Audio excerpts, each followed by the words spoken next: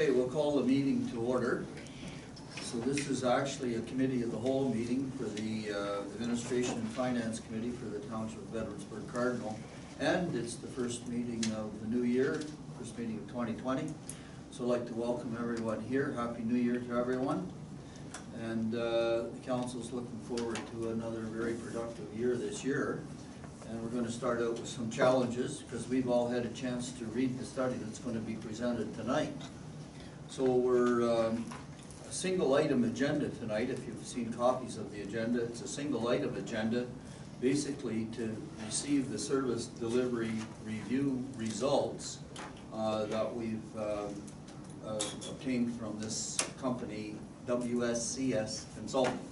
So I'll say a little bit more as we get into the agenda in proper. But the second item on my agenda is approval of the agenda. So I'm looking for a mover. I have Councillor Hunter and Councillor Cameron to approve the agenda as presented. Discussion, if any. Those in favor? Motion is carried. And the next item on the agenda is disclosure of pecuniary interest and the general nature thereof. A lot of topics covered during the report. Anybody got any disclosures of pecuniary interest here this evening? No disclosures noted. And so then we're at item 4 on the agenda, which is the actual delegations and presentations of the service delivery review results. So I'm going to introduce Tammy Carruthers, who's the principal and the CEO of the WSCS Consulting. And Tammy's been working on this service delivery review for about 6 weeks, 8 weeks, something like that. Not sure. Longer than that. Yeah. Maybe So longer. we'll go through that. Thank you, Your Worship. Yeah. So Kelly, Tammy, I know you have one of your colleagues with you. I'll ask you to introduce your colleague. Okay. And then we'll just talk briefly about how the meeting is going to work. Okay, thank you very much. So with me I have Kelly Stilling. He is our IT consultant. Has been working with WSCS since 2012 and is a former counselor from city in BC. So he's got sort of an interesting background. I actually have our presentation up on a go-to-meeting with my team, which is Angela Gorbell from the Ontario Municipal Leadership Institute. She assisted with us in terms of the clerks area. We've got Emily Harris, who is a policy analyst formerly with the Municipal Finance Officers Association. Jawad Kassab, who is our legal assistant, is also on the call as well. So just to let you know. So, thank you. Okay, so Tammy, we've all had copies of the report, and I've got two sections basically. We had them since Friday, but it was a weekend, and I don't propose to mislead you into thinking that we've all memorized it. So I think we should just discuss how the meeting is going to progress. You'd like to make a presentation. I'm assuming you're going to use the PowerPoint.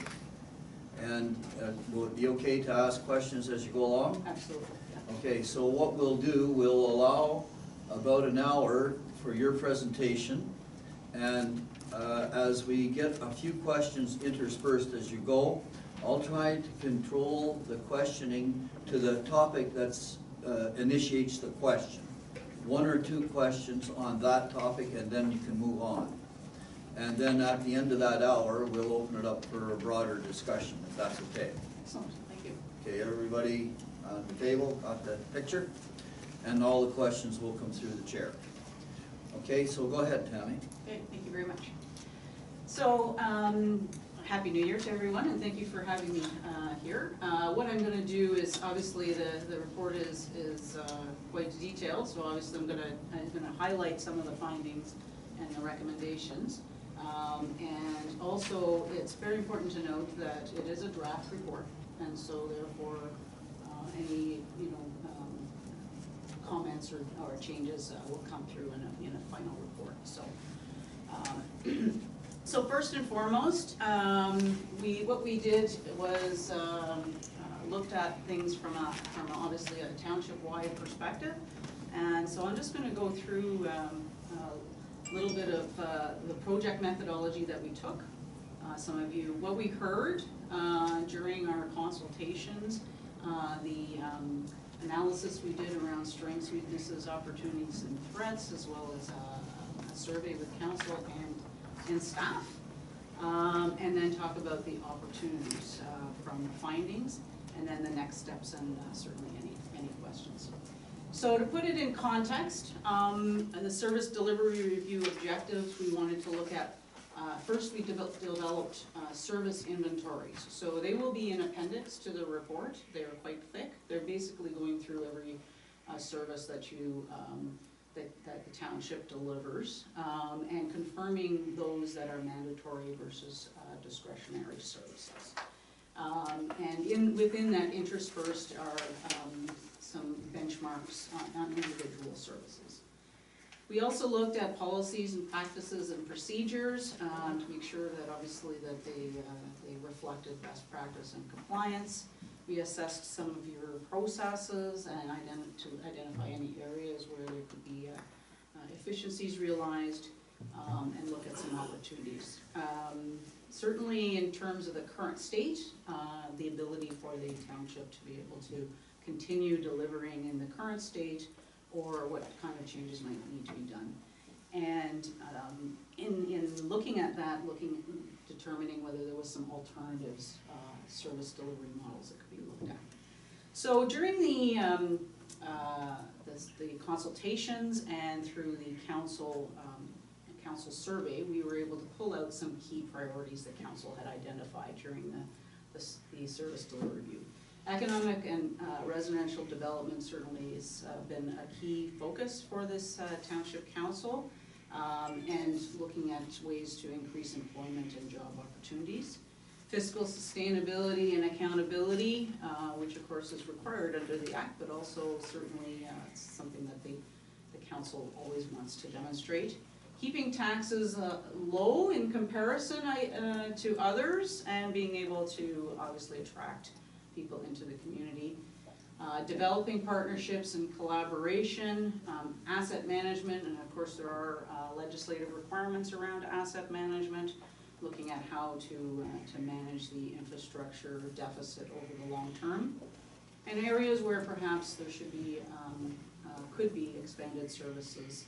And finally, but certainly not at least important, is being able to manage complaints and service requests from the customer side of things. So those were what we identified. I'm sure there are others, but those are the ones that we found came out during our consultations.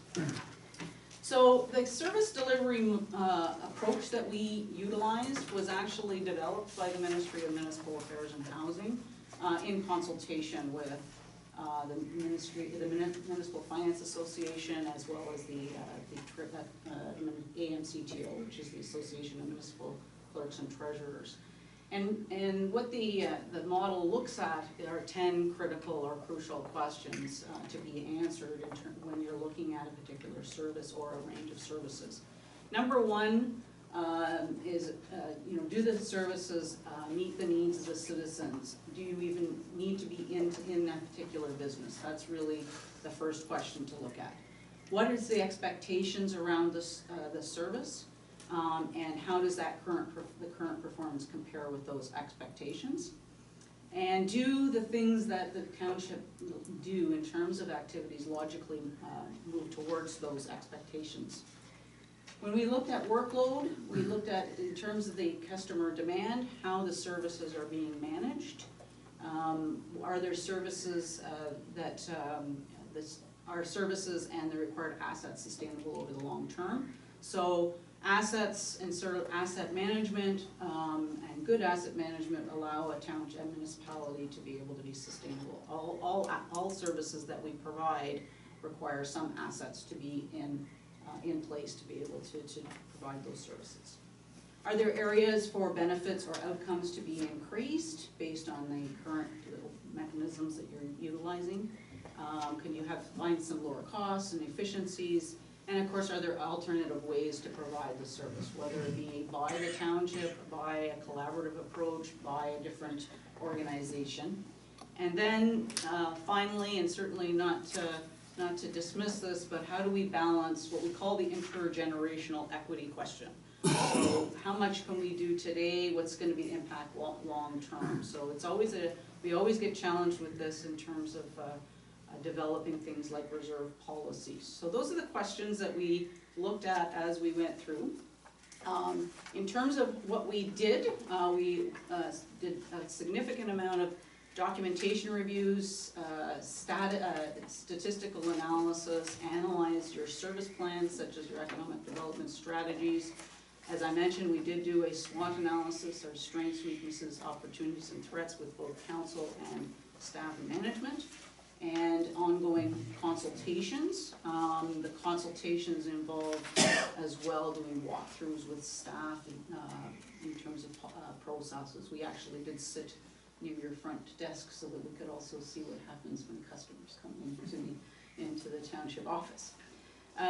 So then we went through a process of evaluating the current state, and then developed we went through a process where we had identified a bunch of items that potentially could be areas for improvement, and whittled those down through some consultations, and then come to here in terms of a draft report. So the next stage will be to finalize that based on what we hear today, and any feedback we get. So the keys to success in terms of our service delivery review is to improve services and outcomes. So customer-focused service delivery. One of the challenges we often find in government is that we have a lot of regulations and bylaws that we have sometimes inherited or have to comply with. So being able to turn things around and look at services from the customer's perspective is very important. So overall customer satisfaction, reduced costs is a key outcome we're trying to achieve. Looking at service delivery mechanisms, so in other words, how are services actually delivered, and are there ways that we can do realize greater integration between departments, between systems, and be able to make better decisions. Reducing cost, greater economy, looking at alternative service deliveries ultimately will reduce costs and improve services in the long term. In terms of efficiency, how can we improve the process? So assuming you're going to stay in the business of a particular service, what is the best process to be able to deliver that and make sure that you eliminate waste, in other words, non-value-added activities that might occur, so that you can get the best results from an efficiency perspective. Looking at demands in the future, so what is your customers' demand from here on? And so the demographics are changing. Unfortunately, it seems like Eastern Ontario is aging, so our demographics are a little different than what we have maybe in the GTA. So that, there's really two things that can occur. Either you're trying to attract, bring younger people in, or you also have to have the services that are going to meet the demand in the future. And then, of course, are there opportunities to increase revenues? And this is usually around non-tax revenues, so user fees, as an example, or ways that we can be a little more flexible. So ultimately, that's what we're trying to do. So we actually started this process in August, went through a consultation process in September and October. We administered 2 surveys in November and undertook analysis of the results over the period November, December, and reporting here today. So we did administer a council survey. I did not put all of the results in because obviously there's only 5 people in council, so we don't like to necessarily just put the detailed results in, but at a high level. So some of the things that we asked in that survey, and by the way, we also interviewed every council member, but what we wanted to be able to do was to provide a confidential means in which to provide additional input.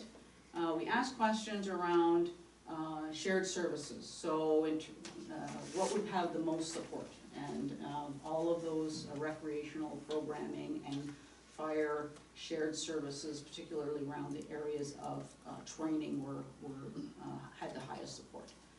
We asked questions around what would be the areas for revenue opportunities, and certainly user fee reviews and developments came up as a high priority. Economic development was definitely the highest priority overall, and followed by converting existing gravel roads. So the township has about 65 kilometers, I believe, of gravel roads, and that came up certainly as a key focus for priorities in the future, and managing obviously in existing infrastructure. We asked the question around the ward system. So of course the township has 3 wards, and then the mayor and deputy mayor being elected at large, and what the support level was for a general election. And it was a high support, but not unanimous.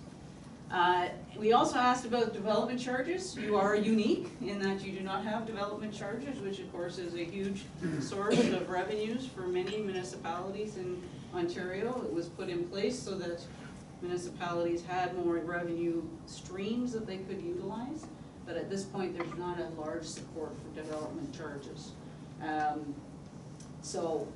When you look though at some of the results that occurs, it basically means that the development is funded through the tax system. So it is, I'm not going to say that development charges are easy. They are administratively challenging, and so you don't jump in without understanding the full sum of what development charges could bring in terms of what the long term. So studies have to be undertaken, even managing when making sure that you have identified growth. So that's an understandable challenge. In terms of the vision of the township, where the township wants to go, we have councillors that have been on for many terms, and they probably have a little bit better understanding where the township sees itself in the future versus perhaps some of the newer councillors on the side. And then of course we asked around training and where some of the training needs might be expanded. This is actually, to me, one of the areas, it's not the township issue, even across the province. The province has not really done a lot of work in terms of training counselors, so I was not surprised to see that result. We also did a staff survey ranging from questions around the feeling about working for the township, their ability or their opportunities to have input into making changes. I will tell you that this is probably the best results I've ever seen in a staff survey. So that's not to say that there couldn't be some things that you could do, but very, very good results. To have 85% of your employees believe that management gives those opportunities and acts on recommendations is very high. In terms of compensation, everybody is going to say that they don't get paid enough money. So the fact that actually that you have a belief that you're fairly compensated, 72% is pretty high as well. Career advancement, always difficult in a township of this size, but you do have a succession plan in place, and you've had succession through the organization, so you don't see that often. So that's still a pretty good result. Change management was an interesting one. There was some that certainly felt that the people around them were willing to accept change. Change in government is always difficult, and of course as we get older, change gets more and more challenging. So it's still a pretty good result. Top training needs was certainly on the health and safety side. And when I say that, it was a lot of times it was around equipment, etc. As we would expect, things like software training, management, people who might want to move up through the organization, and human resources. And in terms of the more technical side, we did see some desire for improvements around rules, maintenance, etc. We did ask a bunch of questions around from the staff where they thought perhaps they could make some improvements. And fees were identified, definitely in terms of new or updated fees. Replacing equipment, you will see throughout the report, that is a theme. The equipment issues come out across the board. So it's not just from an aging equipment inventory, it's also the staff seeing what the challenges are there. Better software, new modules, those kinds of electronic payments all came around. Better work planning, again, that's hand in hand with software solutions, but also perhaps some training. So that's really, again, there was about, I don't know, 30 some questions, so that's really a summary, high level, but I think they were pretty good results from what I've seen in about 50 or 60 surveys that I've done in the same kind of vein. So that's a testament to the organization. So we did do some benchmarking. I didn't, there is a whole bunch more benchmarking in the service inventories in detail. But what we did was we looked at a variety of municipalities, some within Leeds-Granville, but also looked across the province that had similar population size as well as population density. And the reason is that when you have a township like yours with both urban and rural makeup, population density has a big impact on delivering services, particularly in things like roads management and fire and response. So that's why we look at those metrics. As you can see, so I provided you with both the lower tier and upper tier taxes over time. You, as you all know, you are significantly below average for the province. And so everything that you thought was true is true, which also tells you that you are in a good position to attract people to come live here.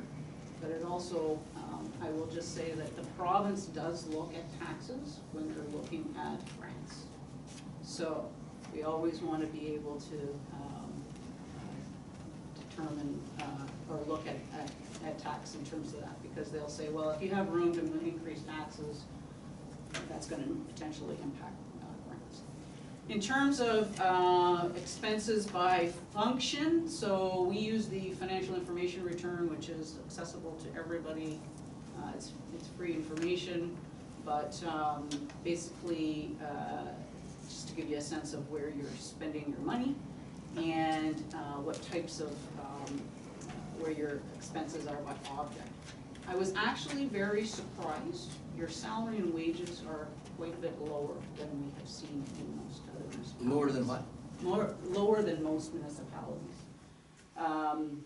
Typically, depends on the mix, but typically salary and wages is heading in more around the 50% range. So it is lower than what we see. Okay, can I stop you just for a Sure. second? So on that slide Yes. right there, it says municipal lower and upper tier taxes per household. Correct. Mm-hmm. And I've got to kind of read your chart. Sure. But you're saying EC is below the provincial average of 3788. Yes. So what is EC? So on a per household basis, Yeah, and when you use that provincial average of Yes. 3788, yes. you must have applied it to a particular year or Yes, taken it yes, from a that's in particular. 2008, yes. So the line shows what the provincial average was every year from 2009 onwards. Yeah, And in 2018, it was 3788 per household. okay, so then to get where we are, we Yeah. take the blue, Yeah, or no, we have to take the whole column Yeah. and go back over to the other side. And I don't know how I would get that number. the Other than just- 1737, What is it? 1737 for the lower tier in 2018 1737. for the lower tier, plus 997. But the 1737 doesn't compare with the 3788.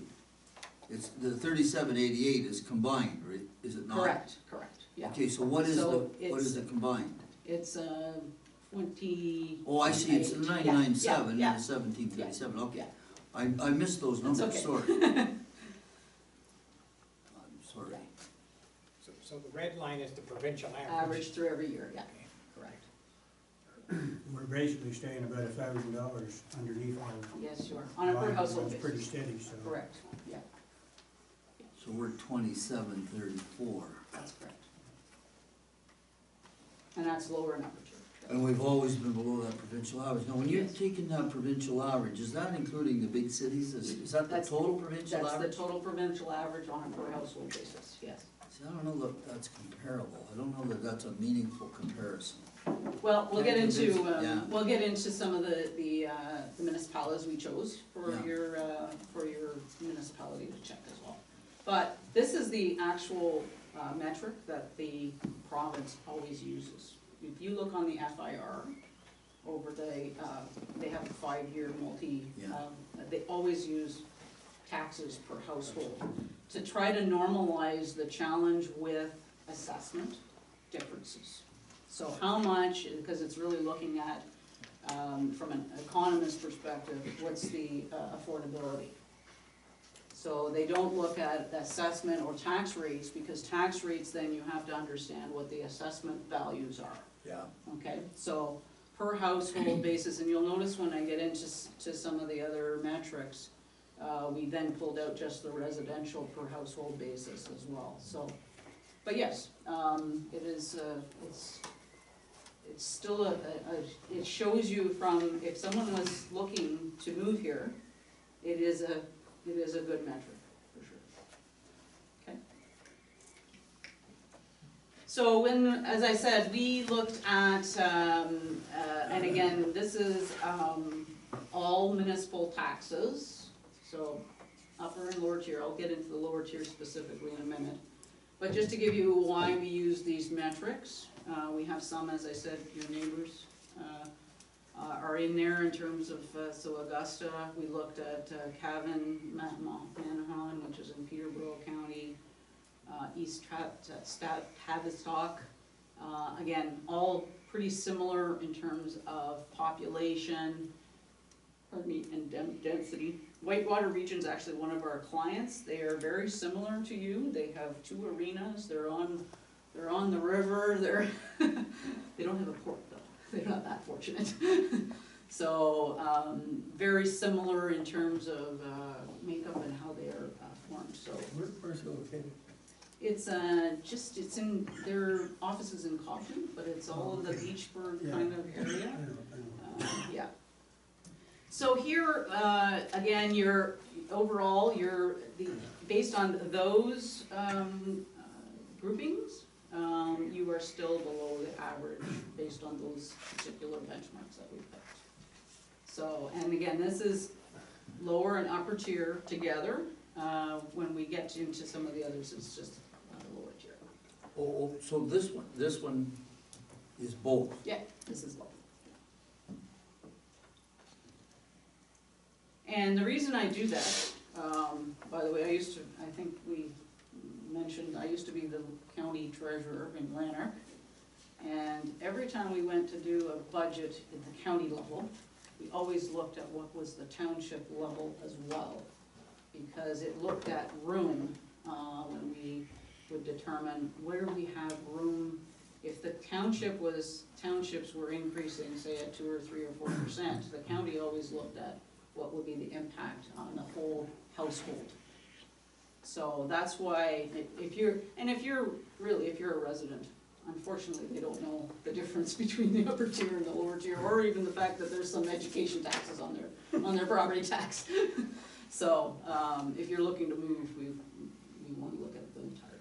Okay, so can I just clarify that Yeah. point? Yeah. Because on both of these 2 Yeah. charts, the top, the one before this one and this one. Yes, When you're talking about upper and lower tier, both combined, yes, but you're not including education. correct. This is Okay. municipal taxes only, yeah. Okay, so when the province looks at us, do they look at us just from the point of view of upper and lower, or do they look at us total taxation? They have both measures. They do. Now, of course, the education rate is the same Yeah, across yeah. the whole province, But of course, it's not the dollar value, it's not the same No, because of the exactly. assessment, right? Yeah, So yes, they do, but the measure they look at is municipal property taxes per household is the Okay. measure they use. That's not to say you can't calculate it, right, Dave? So, yeah. And Councillor Cameron just Yes. reminds me that, you know, it's an interesting comparison, but remember that our port does contribute substantially. absolutely. And I think that that's a, you know, I mean, this is, in my mind anyway, this is a tangible sign that the port contributes to everybody's benefit. Absolutely. Yeah. Yeah. And you'll see actually, some of the other benchmarks, I'm not sure how many I put in the presentation, but, there are some benchmarks that I looked at in terms of percentage taxes as a percentage of total, and you are significantly lower than the percentage of total that you see in the province. Like you're only at 40%, which is very low. Most municipalities are around 70. That's their tax, That's the their tax tax, percentage of their revenues, is that a fact? yes, And we're about 40? yes. Oh, So it's, that's just because we're smarter. well, you have your government business enterprise, that's huge. I mean, there's not very many municipalities that have that, other than ones that have hydro services. You know, there are quite a few municipalities, especially in the GTA, that sold off their hydro services, and their utilities, and so they're seeing some benefits around their government business enterprises. Right. But really, rural Ontario does not have many, so you're very fortunate. And a lot of them are selling off the telephone companies Yes, as they well. are. Yeah. Go ahead. No problem. So in terms of operating and capital expenses, so this is kind of important for what we want to talk about here. So your operating expenses are actually above average on a per household basis, and your capital is below average. And so, there could be a bunch of reasons for that. And we're gonna talk about a few of them that I think that come into play. One of the challenges that, and I know that the treasurer would agree with me, is that some of your systems don't give you some of the information you really need to be able to do a lot of the analysis that we would like to be able to do. So we're gonna talk about that today. But as to the why. Interesting, Malahide and Minto municipalities, as well as Cavan, both have increased their infrastructure spending fairly significantly over the last few years, which is why they're seeing that. Okay, but infrastructure is not operational, is it? No, on the capital side, but Yeah. what I want you to all, you know, what's very important is that if you don't spend on the capital side, your operating costs could start to go up, which is what we saw with on your equipment. And and even with equipment, it's not just materials, it's staff time. All of those things are contributors when there isn't any investment on the capital side.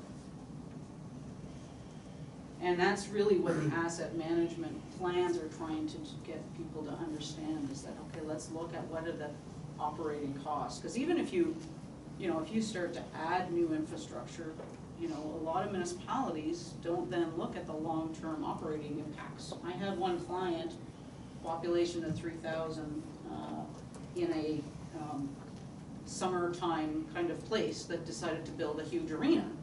Well, they only have like 500 people there in the winter. The rest of them are gone, and they go south. And so, you know, when they decided to do that, they weren't looking at what are the operating costs going to be to build this new arena over a long period of time. And doing that present value calculation, you're gonna have to staff it, you're gonna have to buy Zambonis, you're gonna have to do all of those things. And unfortunately, a lot of municipalities now, because they got grants at the time, went ahead and built the variety of facilities and did not have the funding to keep it up. But even though the population may go from 3,000 to 800, the taxes go on. They do. They do, So the revenue source should still be there. but it's at 500 people, or 3,000 people, right? Yeah. So, so the idea was that they were going to, you know, build this arena, but there's nobody gonna be using it, so they're not gonna get any user fees from it. Gosh, this all sounds like deja vu all over again. Not even gonna say who it is, it's north of here, so. We all have a pretty good idea who it is. So, I mean, my thing was, is because they were a client, I said, well, we have to do the analysis of what's this really gonna cost you? It's not the $9 million it was gonna cost to build the arena. That's cheap. Yeah, well, back then, that was a few years ago now, so. So, in terms of reserves and debt, now I know your debt is actually probably a bit of a misnomer because it's actually not necessarily your debt, but it is county's debt. So, your debt per household is a little bit bigger than the average, but your reserves are also lower. Okay, but does that debt include county debt? Yeah, well, it's your debt, but you have a loan that you took out on behalf. Oh, of yes, that. right, and we Right. separate, when we look at our debt, we Yes. separate Yeah. debt that is supported by others. Right, yeah, Yeah. yeah. So your annual repayment limit. Yeah, we're nowhere near. You're not anywhere close to that. No. It's not like you're in dire straits or anything like that. I don't want you to think that. It's just that you are higher than the average based on the FIR. Okay? Your reserves are lower, so that's again, an important piece in terms of moving forward on asset management. But you can see there are, actually some of your neighbors are pretty low as well. So, this is a very important piece ahead. for province. Yeah, Just to ask the question. Sure. You're comparing this with all the ones I take it on the graph here. And you got Cavan and Plymouth that's extremely high for their reserves, is kind of offsetting the average there too. yes, they are. Yeah, absolutely. Yeah. So why would they have such large reserves? They've been building them up. So Cavan went through a period of time where they did a long-term financial plan and developed a reserve policy and started to build them up. Their intention was that they could self-finance their infrastructure, which is actually what we did at Leonard County as well. So they were taxing it together.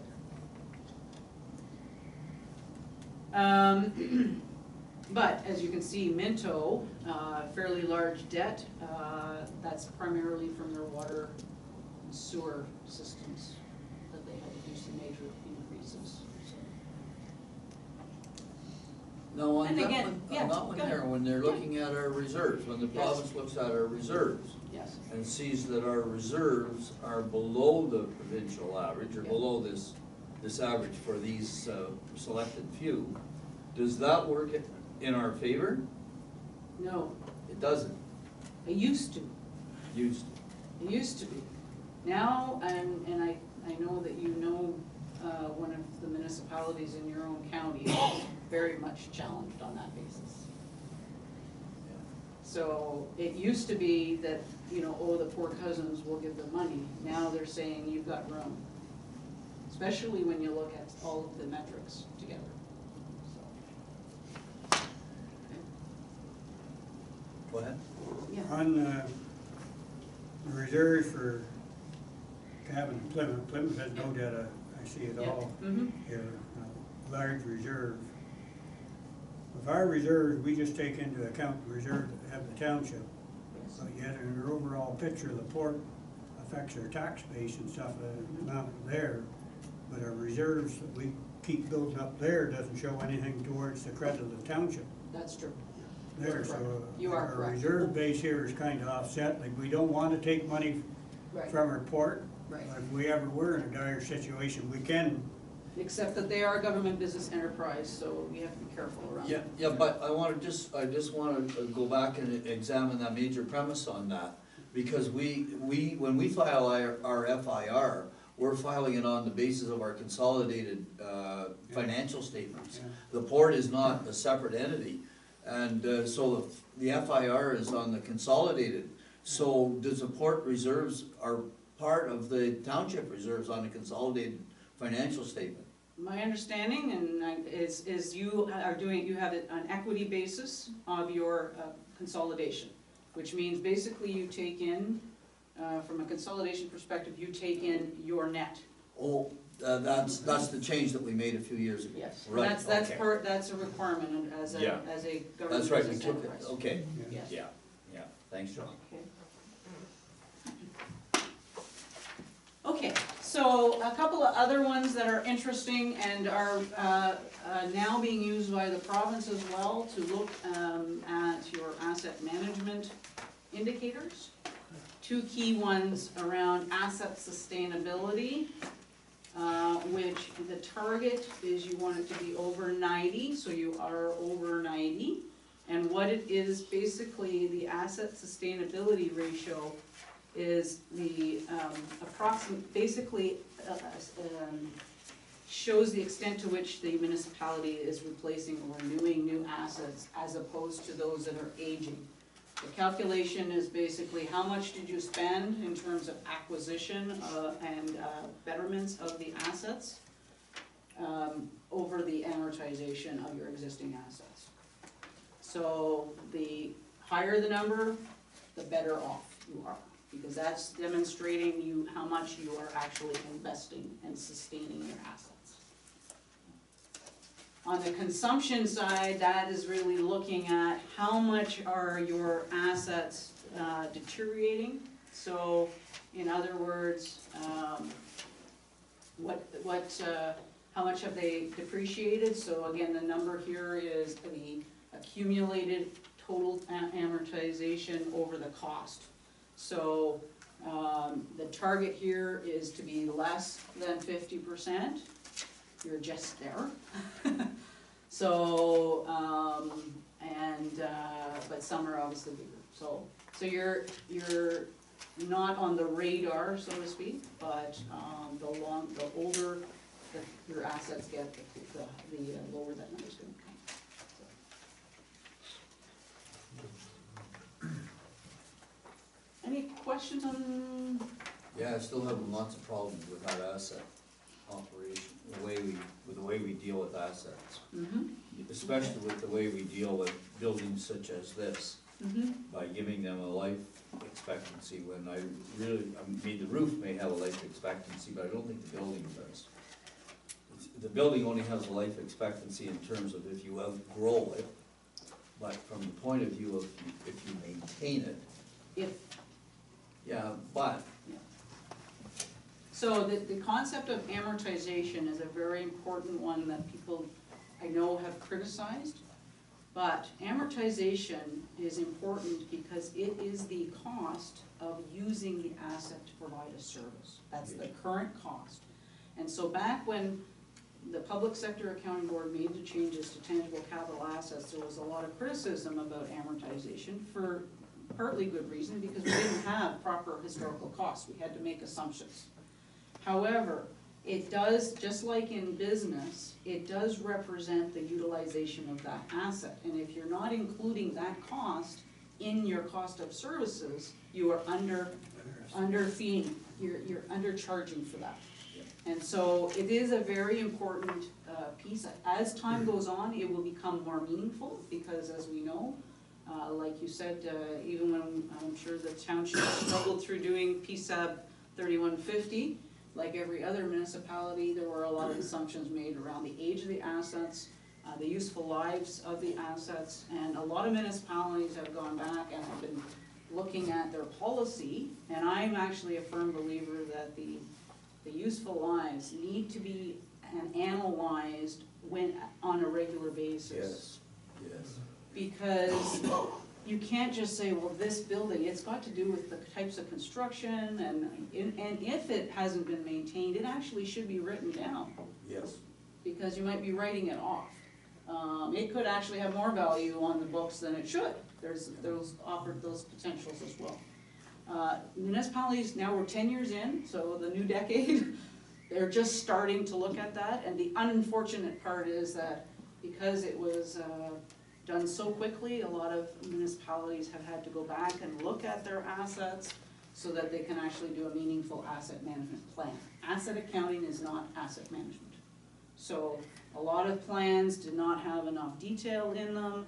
I hate to say it, but consultants did them and they rolled up the numbers and you don't know what's behind them. And they were done in a very, for a financial perspective. That is not gonna help asset managers. The people that are actually out there utilizing and managing those assets need much more information than we need from a financial perspective. Okay, but I wanna ask you a question about how the majority of municipalities are handling their asset management project or program. Are they actually using their asset management plan to determine their amortization for the year and then setting that money aside in cash in a reserve account and then to fund their capital withdrawing from that reserve account? Are they doing it both ways? Are they converting their amortization to cash and storing it away as cash? Some are. Some are. And actually, we're gonna talk about that with equipment, because actually, certainly equipment, back in the day, and I think my colleague Dave Anderson is on the line there, back in the day when MTO provided all the funding, one of the things that was required was you had to have equipment rates, and those equipment rates went into a reserve. As it was utilized, it would be charged off to a job, and that fund, that provided that reserve for funding in the future. Yeah. So, I remember those were days. other assets done that way? Not necessarily. But, you know, as time goes on, there will be, and besides, amortization is historical cost. That's not gonna help you replace your assets. No. We all know that I mean, other than computers, which have actually dropped in price, everything else is more expensive than it was. So amortization's not going to make it for you. But, and recognizing that amortization is the cost of using the asset today to provide the service. So every day that goes by, it's actually costing you to use this building, to you know, your roads are providing service. So they're two different things. And so the asset management regulation and the intention around the plan is to look at what do we need to do to our assets. One, to make sure that they last as long as possible, at least last what their intended useful life is. And secondly, how can we extend that useful life? And what are the right things to do at the right time to the right assets? What's the best return on investment? So sometimes it's better, and Dave will agree with this, sometimes it's better to let your road go completely because it's already past the point of no return. You're better off potentially to spend the money in different places around crack sealing and surface treatment earlier on, and understanding what that point is to be, that you're gonna get the best bang for your buck. And so that's really what, to me, asset management is looking at level of service, and it's looking at the condition of the asset, not necessarily just age. What's the condition, and how is it going to be able to provide service in the future? Go ahead. I'd like to get back a little bit to the basis of the reserve funds and amortization. We transfer money over building reserves.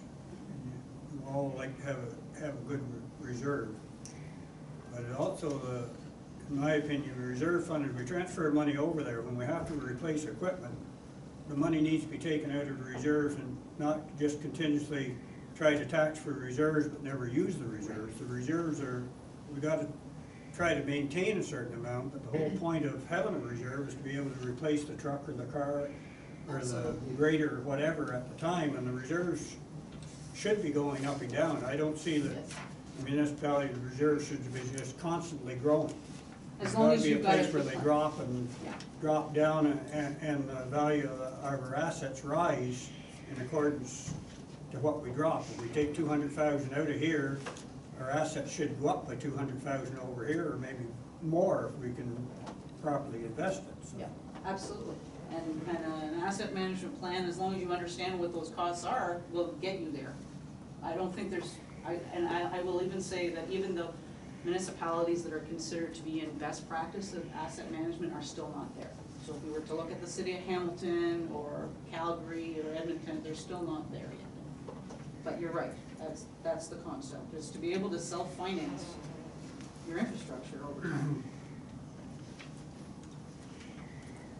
Okay, so all that to say, maybe I can get into some of the findings around. So what we did was we looked at the entire organization and the services you provided, and we put things into groupings of where we saw the key areas.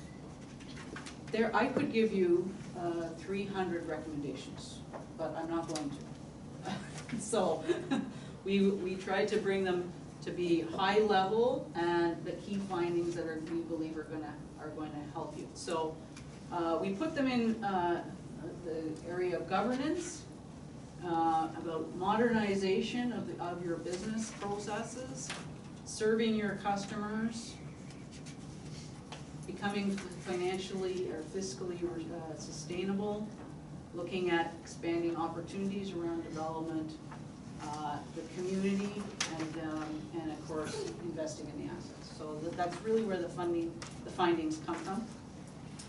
So number one, I guess, and you'll see it through the report, is that you have some very good plans, such as your economic development strategy, but you're planning, and you have updated your official plan, but you do not have one planning framework. So the reason we think that, and it's not integrated, which by the way is part of the asset management regulation requirements, is to look at an integrated planning framework, whereby when you make a plan, such as a master plan, an official plan, an economic development plan, that you consider what that impact is on the assets. That's what the regulation contemplates. And it really should start with, what does this township want to be? And that's really your strategic objectives.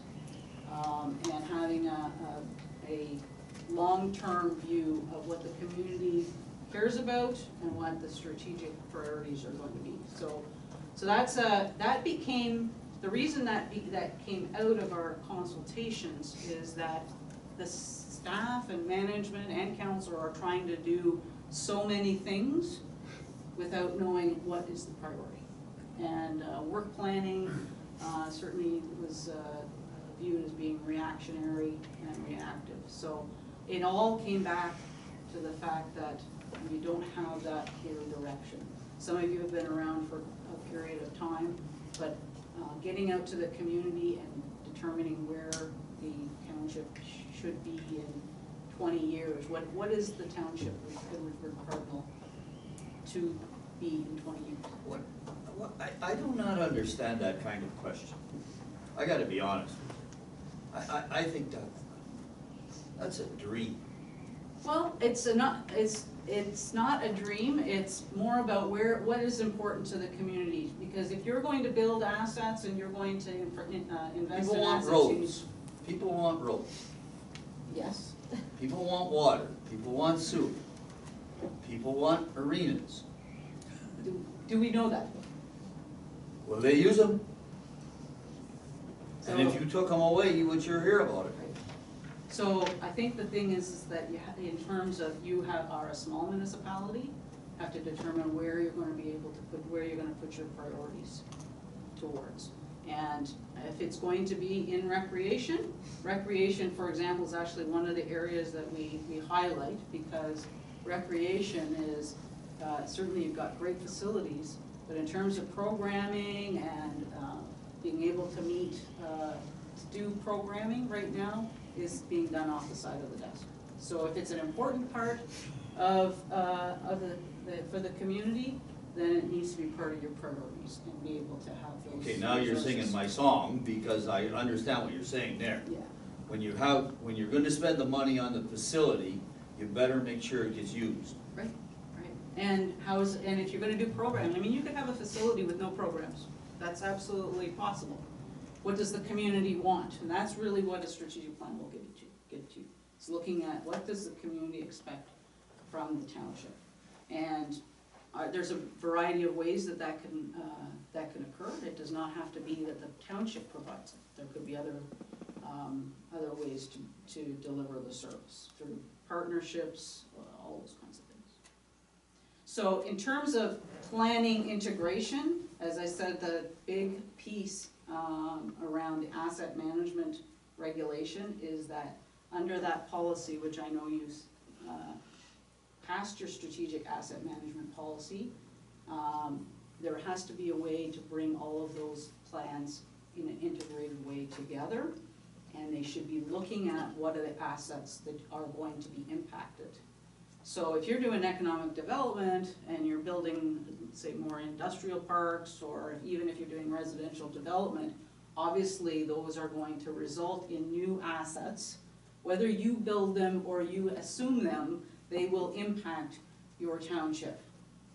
And one of the things that you'll see or actually just go north of here to North Grenville, they're assuming all kinds of new subdivisions with their current overhead, their current staff. Well, I know from every study we have done that all that happens is that they are trying to meet the requirements of the customers without understanding what the impacts are, assuming all of those assets. And similarly, in any kind of economic development strategy, you'll have the same issues. And so you need to understand where you're going and be able to have an integrated plan. Still doesn't click. We'll talk a little bit more about it. Yeah. In terms of you're currently still in a ward system. We certainly heard through some of the consultations that there is still a little bit of a divide based on that ward system. Your neighbors are gone to completely at large, so it may be a contributing factor to not having that one community approach. So as part of looking at where the community would be in the future, going to the community to determine whether to stay as a ward system or move to general elections. And I actually did a study today. I think there's 200 of the 400 municipalities are a completely at-large system. 200 of 400. 400 are That means at-large. 200 of 400 have ward systems. No, actually, the others, the 40 of them have combined, like here, at-large, partly at-large and partly ward. Okay, yeah. And then the remaining 130s are at complete wards. And those are typically the big cities, because of course, we know how big cities are operated. So, they have wards, so. Yeah, exactly. Yeah. In terms of technology, you have many pieces of technology, and some of them are at the various stages. Of course, you just purchased your eScribe technology. You're using citywide for asset management and work management.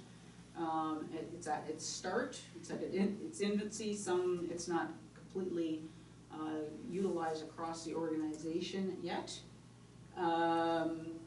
but they are not integrated. Your Booking, which is the software that's used for recreation, is not integrated with the financial system. All of that means there's always duplication and risk. Because when you have multiple systems, usually what happens is this. You spend so much time trying to determine who's got the right number.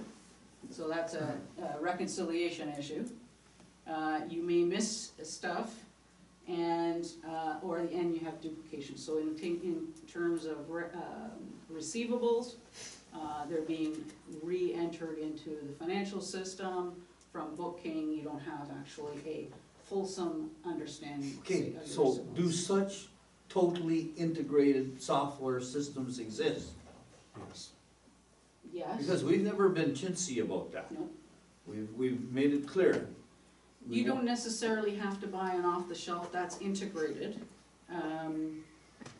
you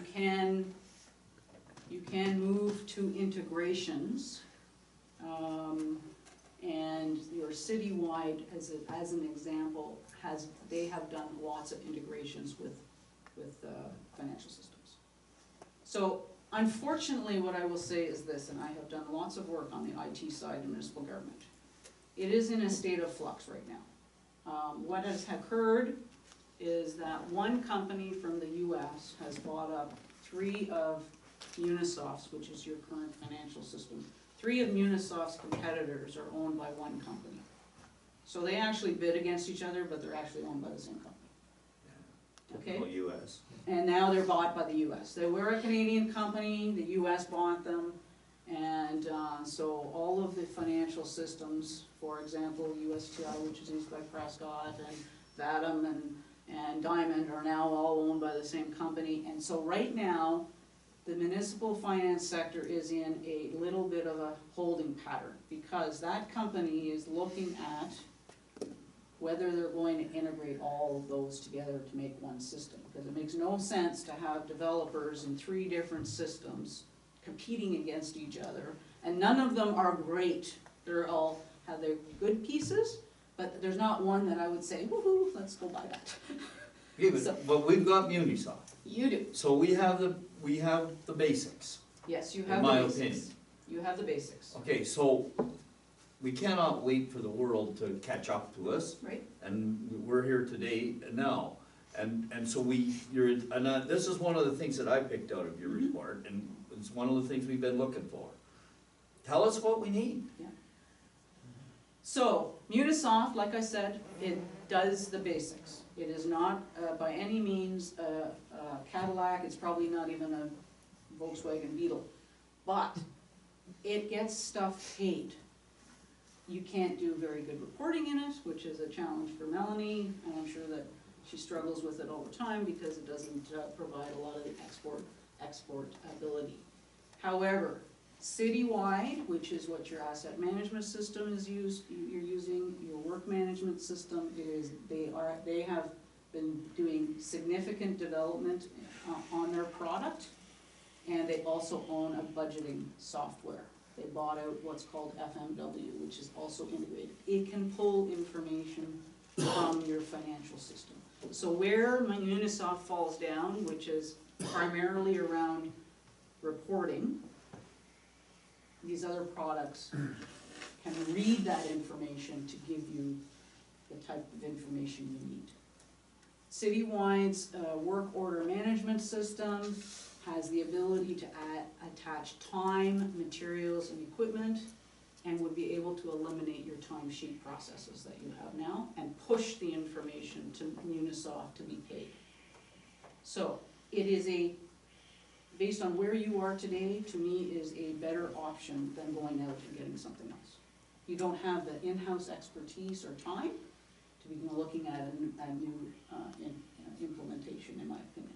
It's very, very challenging. I help municipalities implement financial systems all the time. They are very time consuming. So it would be great if I could say, yeah, there's this something you can pick off the shelf and buy, but there isn't. So my recommendation is to spend the money on the integration, and I do believe that the modernization funding, second phase, which is coming out next. We still haven't spent first phase. There you go. Even if you haven't spent first phase, you've got, but it would also qualify in the second phases in terms of modernization to bring those systems together and be able to eliminate a lot of your non-value added processes. You're still doing timesheets by paper. Many municipalities have eliminated those many, many years ago. You need the information to be in the system to do your life cycle costing for your assets. So to me, that's where your best investment would be, is to integrate those systems. And from our discussions with Citywide, they are pretty reasonable. I'm not going to tell you what the number is, but because they didn't tell me, but they have integrated with Munisoft before. So I would also, the other piece is that I would recommend that you look at a budget software. What's it called? A budgeting software. Unisoft is not a budgeting software. It can produce a budget in Excel, but you will never get to a point where you could have collaborative budgeting and be able to do better reporting and give your managers access real time to their data without going into the financial system. It reads the financial system, but it doesn't go in the financial system. It's much less risky, and it's much more applied in terms of being able to get information. So that to me is, in terms of IT, your biggest one right now is your biggest risk, is because they aren't integrated and they're adding a lot of time, but also to look at options. Obviously, this comes with training. You cannot put systems in if you don't train people how to use them. You have to have good implementation. You're gonna have to spend a little bit of time and money on training and implementation, because there is a difference between implementation and installation. You can have a software installed, but if it's not implemented properly, it's not gonna be worth the money you spend. So, I know we've got the money, the municipal modernization money is there. so that to me is a very important piece in terms of modernization. Mobile technology, I'm not gonna say you should do it now, but it should be soon. And the reason I say that is that to do proper life cycle costing and get your staff to be able to use work orders and attach them to the assets and get the costing for your assets in real time, mobile technology is the way to go. You do not necessarily need to use data for that. Most of these products will allow you to download the information as people go out and do their work, and they do them in real time. So they attach their time, they attach the equipment they've used on the asset and on the work order, close off the work order, and it'll actually give you more information than you have to pay. So mobile, there are certainly with Citywide, they've got a mobile application. You can be out there doing a condition assessment on a road. You can take a picture real time of that road section. If there's potholes or problems or cracks, whatever it happens to be, you can attach it at the time. Another piece that we talked about was around GIS. So if you have GIS, then you'll be able to use it as a locator. So your county, the county, I believe, hosts your GIS right now. So it would be a layer, an So what are you calling this, mobile? The mobile applications, yeah, for work management. I think this is quite readily used for the construction industry now. Most firms have it. Absolutely, yeah. It's almost impossible, it will not be efficient for you to go into life cycle management if you have to take out pieces of paper, go out to the site, write them all down, come back to the office and retype them into a machine. It's not a good use of your staff's time. It's costly, not to mention it's... We're not doing this now. Right now, your work orders that are being utilized, and I know that Jim's starting to use them in works, and recreation is primarily at the management level.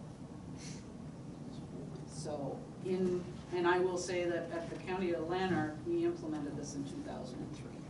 So we had been doing mobile technology with work orders since then. So this is not new. It just needs to have a project plan around it. And it will eliminate all of the timesheets and et cetera that are currently done in paper. So is the onus put on each employee to keep this updated daily or whatever? Yeah. That's correct, yeah. And it's a culture change. Yeah. There's no question about that. Probably the technology part's the easy part. The people management and the people change is the hard part. You have to be able to show what's in it for them. But the bottom line is that then you will be in a position to start doing true life cycle management of your assets, because you'll actually be able to attach these costs of managing assets at the time. It'll also help in terms of route patrolling your patrolling processes, your inspections. Municipalities use them to do playground inspections, all of that stuff. A lot of that is usually done on paper. So to what extent are we paper-based on these functions? I'd say 95% paper. 95%? Yeah, I would say so.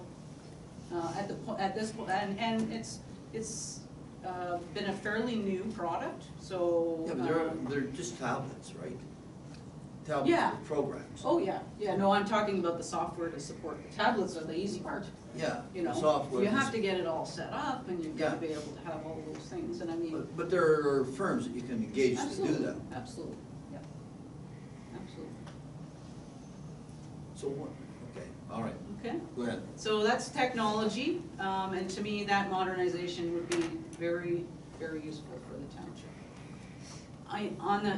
More on the service side of things, your website, and it was actually kind of interesting, because when we did the SWOT analysis, we must have had, it was a bit of a joke, but we had everybody say that the website was a bit of a challenge. It is a challenge. It is focused still on a government approach as opposed to a customer approach, and it is very difficult to find stuff.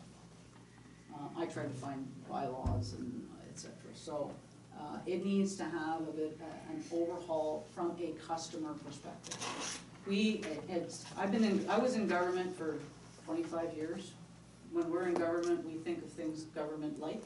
If you're a customer, you don't know you don't look at things from departments, et cetera. So it needs to be looked at from a customer perspective. The best way to do that is to get the community involved. Really effective municipal websites get the community to do the testing for them, to get to plain language. In terms of online services, you're pretty limited at this point. Most municipalities that are, unfortunately, I'm gonna caveat this. That is probably the biggest shortcoming of Munisoft, is that it does not have what we call a virtual city hall. Virtual city hall, from the other providers, allows the customers to log in, look at their tax account, look at their utility account, buy a dog license, look at every single thing that they owe to the township as a virtual city hall. That is probably the biggest challenge. So moving to online services, there are still things that you could be doing in terms of online applications, more payment options. Right now you've got dog licenses and your landfill cards on there right now. That's pretty limited. But again, you have to have the processes in place to do that in some of the technologies. So, from a customer perspective, having to come into the township, actually we did a bit of a survey for a couple weeks on frontline service, and you have more walk-ins than I've seen in a long time, because you don't have some of those services online. The other challenge with that is you have multiple customer databases. Multiple what? Customer databases. So John Smith could be in 3 different customer IDs. That happens when you don't have integrated systems. And so that would be the first thing you'd want to clean up. And there's a little bit of a fault within the system that allows you to do that, but a lot of it's got to do with being able to have processes. So that would have to be cleaned up to get to a point where customers could call in and say, I'm so-and-so, I have a customer ID. Typically what we recommend is you have, every time you call into the township, this is your customer ID. And just like when you call into Bell or you've got a customer number, that's what you want to have so that you can provide those services.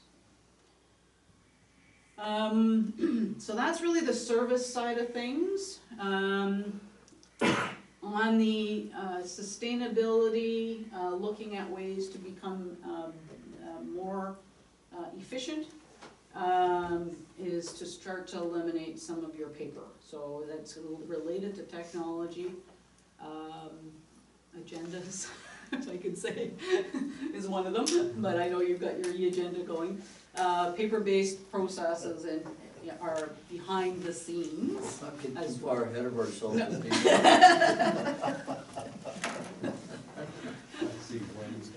Yes. So interesting enough. Guilty, and I don't think Yeah, it it's was. okay. We did a very large project for the city of Markham that showed how much paper they were using in the planning processes, planning and building processes. It's absolutely astounding, to the point that they probably were going to save the environment $600,000 a year by going paperless. So paperless is not only about getting rid of paper from an environmental perspective, it also gets away from people having to come to the office, because that impacts our environment as well in terms of greenhouse gases. The more that you make people travel, the more that you're contributing to the greenhouse gas piece. So looking at all ways to get things online, the best you can do, and make them actually online. A form that's online that you have to print out and fill out is not paperless. That is just taking a form and telling somebody else to print it for you. So online processes means you apply, it goes into a repository of applications.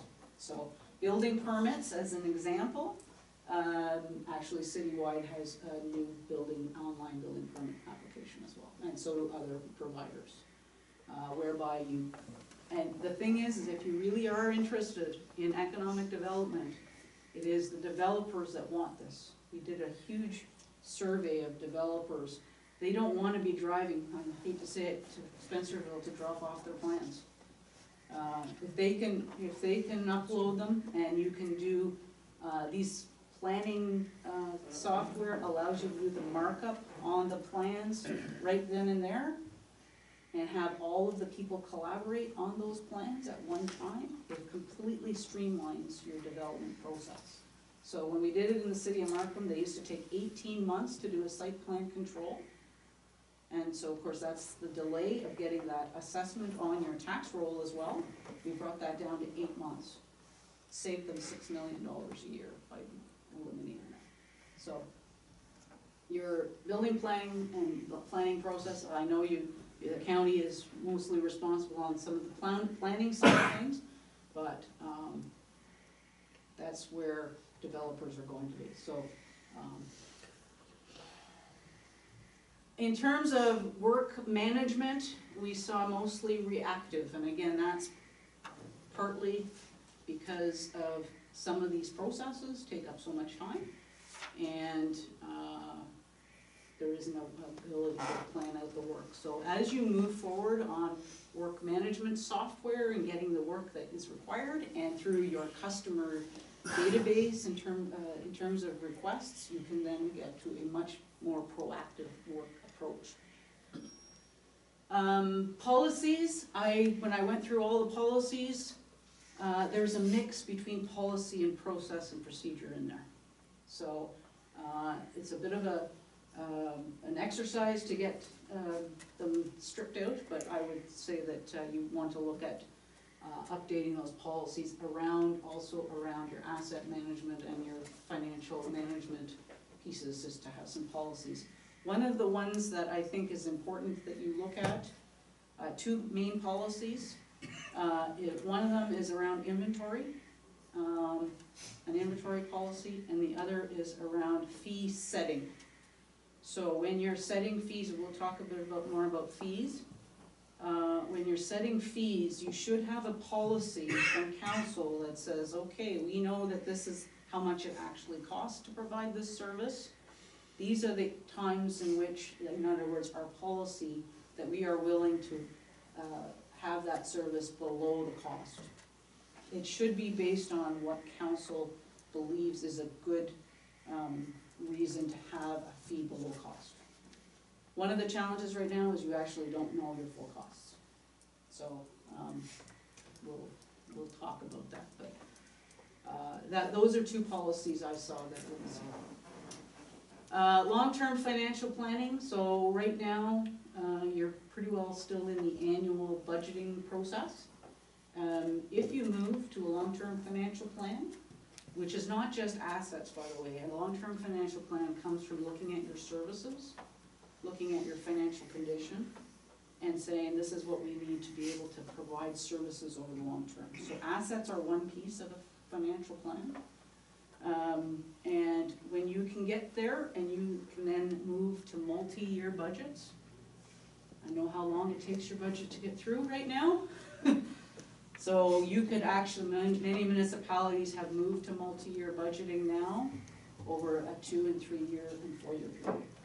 And what that basically allows you to do is you bring that multi-year budget just forward in early fall, and you just confirm what your plans are. Again, it's all about integrated planning though, having your business plans, where you want to go, having business plans that extend the period that's, I would suggest a council term that says this is what we're trying to achieve, these are the business plans that we're going to do, and having those performance indicators in place, and then you can move to multi-year budgets. How do you reconcile that type of an approach with the fact that a council comes along, so we're just starting our second year, a lot of people new, so we move to a multi-year budgeting system. Yeah. And we say, oh my golly, this is gonna be the best thing since sliced bread, because we're gonna plan this out over only 3 years left in our term, but we'll plan it out over 5 years. So we work with the staff and we spend hours, and we develop a 5-year plan. 3 years from now, there's an election. Not a single one of us left. In comes 5 new guys. They're not interested in this plan. Doesn't have their fingerprints on it. The staff survives. Maybe the staff can communicate this, but maybe, maybe the staff doesn't survive too, because we know examples within our own region where that doesn't happen. So how do you reconcile all of the work that's gone into this 5-year plan? So that's why I say, I usually recommend a council term plan. So it's It's a 3-year term. That's a 3-year plan. Well, usually what most municipalities have done is they've done a 4-year plan that extends into the first year only of the council term. And the reason is that unfortunately when councils first get in, it's a huge learning curve. And so they have found that has been relatively successful. That it goes, so basically you're going a 4-year term. It's better than 1. Yes. Okay. Even if you get to 2, you're better than 1. It means that you're not doing a budget every year, you're doing, and that's why I think in my recommendation, start small. If you can get 2 years, you're gonna be good. But doing an annual plan every year, number 1, is very, very time consuming. Only if you go to zero-based budgeting. I would say no. I still think that annual budgeting is still time consuming, especially because right now, what my view of is you starting with the money. Your budgets currently start with money. It doesn't start with what you're planning to do. You need to change it around to this is what we're planning to do. This is the business plan for each of the services, and this is how much it's gonna cost us to do that. It's a totally different way to look at budgets. Because budgets are just that. They're a plan to achieve goals. Yeah. Right? Yeah. So, yeah, there are success stories. I can point to many of them. And we actually teach that program through the AUCTO, how to get there. And it will save you time, believe me. You can concentrate then more on delivering the service instead of planning for the service. So, financial reporting definitely is a hindrance. You'll notice in the recommendation there are a couple of very simple reporting products you can buy even from Unisoft, but as I mentioned, I think you need to move to a budget software. So that you can get better information and start to look at things from a job perspective. I know that Melanie inherited the general ledger the way it was designed. It probably needs an overhaul. There are many things that I tried to analyze that I couldn't because the general ledger isn't detailed enough to be able to get the information that I would normally see. And so, in order for the department managers to have the information they need, you also need to look at changing that. So, there's a bunch of ways you can do that. The general ledger is one of them. Citywide also has the ability to do some job costing within it. But right now, you don't have the information. So you'll notice that even if for a consultant to make a recommendation, say to do an alternative service, I can't really do that for you because I don't have the information of how much your services are really costing. Because you don't have your equipment rates on there that are up to date, you don't have the labor against the jobs, they're at a very high level, and you don't track your time. And so to be able to say, we're gonna look at something different, you need to have the information to do that. So we don't know how much it costs we don't know how much it costs to install a driveway culvert. You could probably dig through some information, but it would be very difficult. Have to do that manually. Yeah. So you want standard costs so that you can say this is how much it would, in terms of work planning, this is how much a standard cost is, and I'm sure some of you have been in business and that's how you figure out how to do jobs. This is the standard cost and this is how we can determine how much this is actually gonna cost us. Right now the township can't do that, and it's mainly because of the way the data is collected and entered in the system, so. Basically, you're saying even if we go to mobile technology in the field, it's not gonna show up on the ledger that we're gonna be able to get it. Well, the only difference there is that if you do move to mobile technology and work orders, you would put your work orders into different categories and you'd be able to get the information from the work orders.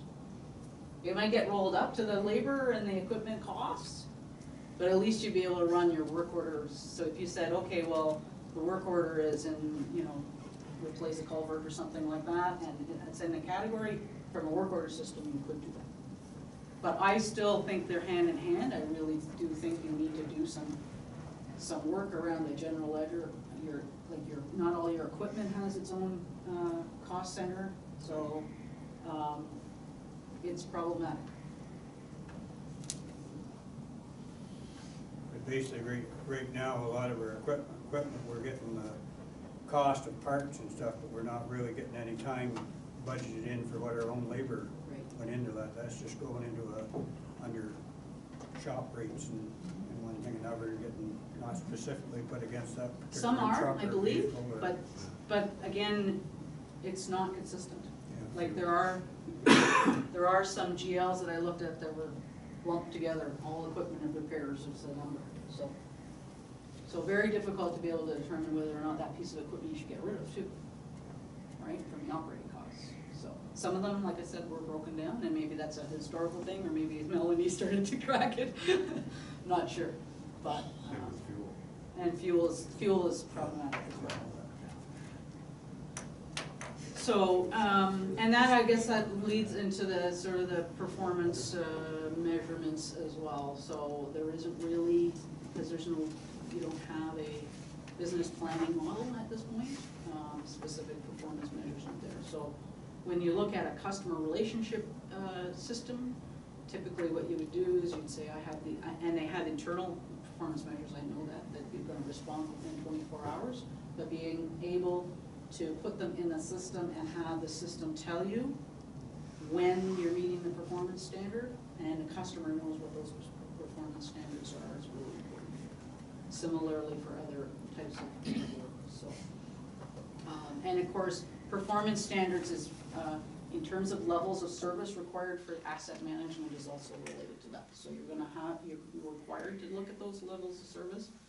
So now is the time for you to be able to get those systems in place to do it. You do not want to be doing this by hand. This is not possible. I guess the last part in terms of economic development and, is, you know, you've done an amazing job in terms of economic development, there's no question. I would say that the strategy is really well done. The only thing that's missing is having a work plan and who's gonna be accountable and responsible for each part of this. So what do you expect, at what time, over what period of time, what's the timelines? So work plan would have those targets in place, and it would have dedicated resources. You have very capable people doing some of this work, but they're also doing many other things at the same time. So having some of those priorities is pretty important. In terms of residential development, that's probably the next stage for you to be looking at. You're doing a good job on the industrial side, now you need some people to move here, so that you have some people to work. So, a little challenging, no question, because subdivision planning is, So we have two subdivisions, Mm-hmm, with subdivision plans in place. right, Well, we don't build houses, no, and we don't true. build roads, right. so what else do we do? So how are we attracting people to, you know, subdivisions? That's the marketing side. So there's a bunch of ways that you can do that, but you need to have the resources to do that marketing. But how much, as our mayor said, we've got two approved subdivisions. Yep. But how much is the township supposed to spend to attract people to subdivisions that, if the developers aren't spending money to try to attract them? So the carrot here is that those people will become accessible taxpayers. So it's always about how much do you want to spend so that you can earn that assessment in the future. It's no different than any other, if you look at any growing municipality, it's going to be the payback. So it's having, but you have to put the resources towards that. I mean, it's not gonna happen on its own. No, but you look at the growth, you mentioned North Yeah. Grenville. Yeah. You look at the growth they're doing, what advertisement do you really see North Grenville doing? It's all the four major developers that are there that are doing the advertising to draw the people in there. North Grenville's not spending their No, cash to draw. absolutely. Like, I think we're in the position here, we've got two developers, we've got subdivisions there, but they're not trying to market them. Right. So there's always that balance, right? So there's a marketing side for the township, get people to live here, that's part of that. You want the developers to help you with that. And then I think the question is, how much development do you want? You know, because development requires services. So I'll give you, I mean, I have a lot of clients that are in the GTA area, especially the ones that are on the outskirts, like Clarington and Caledon, they're both clients. So they have obviously significant growth, but they can't keep up with the services to provide for that growth. So it hadn't been planned out, so that you have an opportunity to look at, that's why a plan to say, what do we want actually to happen? Because we know we have to determine how much it's gonna cost in terms of services and. But how can you say that? I mean, we wouldn't have spent the time that we spent putting plans of subdivision in place. I mean, basically what we did is respond to the developer that's coming to us to try to put a subdivision plan in place. So we're doing the work to get that subdivision plan in place. That should say something about what our objectives are. So we've done that. Right. I mean, I don't know where you go from there. I mean, we know we got 238 empty lots in the township not all available for sale, but 238 lots of record that are available. We know that there's X number of real estate agents with X number of listings in the township. I mean, the councillor's right. I mean, how much money do we spend attracting customers for the real estate agent? I guess it's all depends on what the township wants to be. If you want. No, it's got nothing to do with what we want. It's responding to the pressures that we can respond to. I mean, we cannot spend taxpayers' dollars to put money in somebody else's pocket. At least I don't see how we can. Doesn't matter what we want. We have a fiduciary responsibility to those taxpayers. We're not allowed to trade their dollars to somebody else. Most municipalities have a strategy to market their township for people to move there, if they want them to move there. That's how they get the actual township to be out there in the views. I mean, if you were living in downtown Toronto and you have a choice between all of those municipalities around you, and actually Ottawa is no different. You could move to Clarence Rockland, you could move to North Grenville, you could move to Smith Falls. What's going to bring them here without some kind of marketing? Yeah. Mr. Mayor, you know that Brockville has put into place that operation under Mr. Beatty's guidance.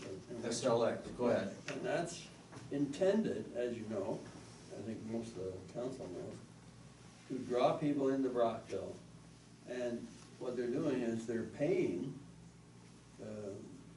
people to do that drawing into the Brockville area. So they're getting the money somewhere. I don't know where they're getting it from. I guess they're gonna raise it through some private means of some sort. But that's the concept of trying to promote their town of Brockville, you know, having an increase. But who's to control that? I mean, the guy could say, well, I wanna go and I'm getting a job in Brockville, and, you know, he doesn't live in Brockville. He goes and moves to the outskirts of town. So, you know, I don't know whether these things work or not. But I agree with you, like, we can't spend public money going out there advertising. I mean, our industrial park is a different thing, because we feel that if we can get businesses to come in and set up operation, like Giant Tiger and so on and so on, that people will come into the community and they'll make a choice to buy here rather than Kempville or Brockville or Yorkville or whatever. So, most municipalities that are trying to grow do have a marketing strategy, and it's on the basis that they know that they're going to have assessment growth, which will result in taxes. That's why they do it.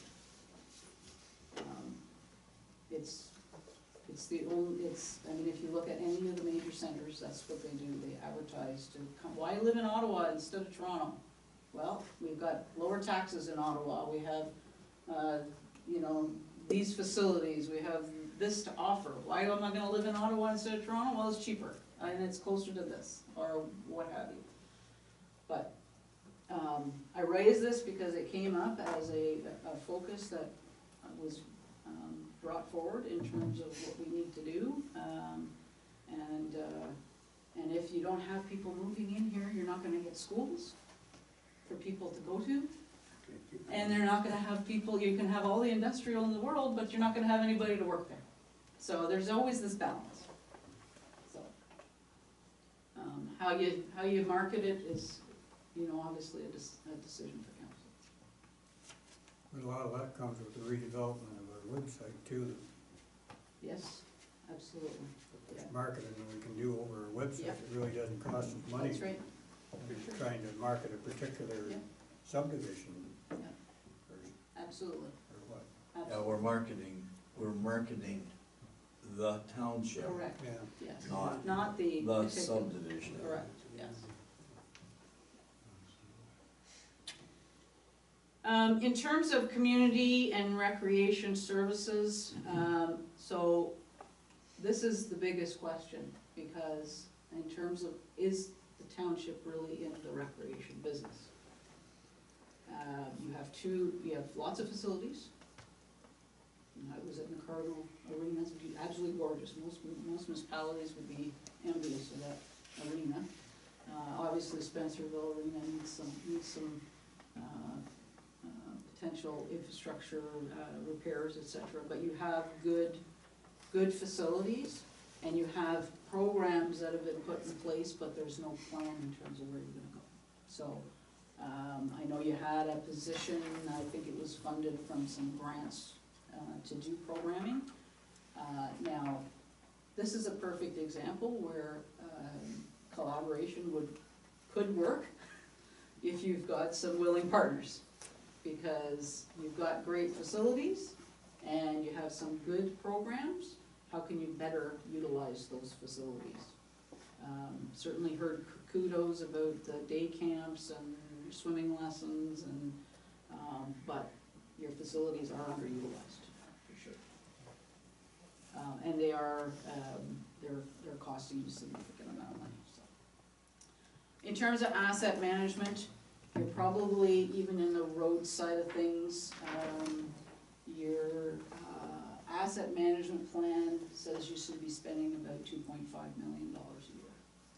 On what? Just on roads, rehabilitation of roads.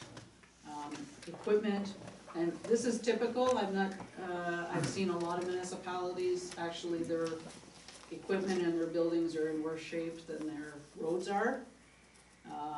Your equipment is quite old, average of 15 years, and they are starting to cost you a significant amount of money, to the point that it's actually at about $150,000 over what it was in 2014. 16, I think, actually, when I was looking at it. So $150,000 equates to 3% for your tax. So it is starting to impact your operations. So, I need a time check, it's 10 after 8, okay. Yep. So I think I've pretty well gone through the findings, and I've been mixing up the recommendations as I've been doing that, so I should be able to work through these fairly quickly. As you saw in the report, some key recommendations around, obviously, integrated planning. So that's really about making sure that you've got an integrated approach to asset management and what kind of services you're going to be in. We did hear, in terms of the council desire to have some information, better information around service requests. Our recommendation is that from your service request module for customers, that a dashboard be created, which is basically says, this is the number of customer requests you have, these are the stages they're at.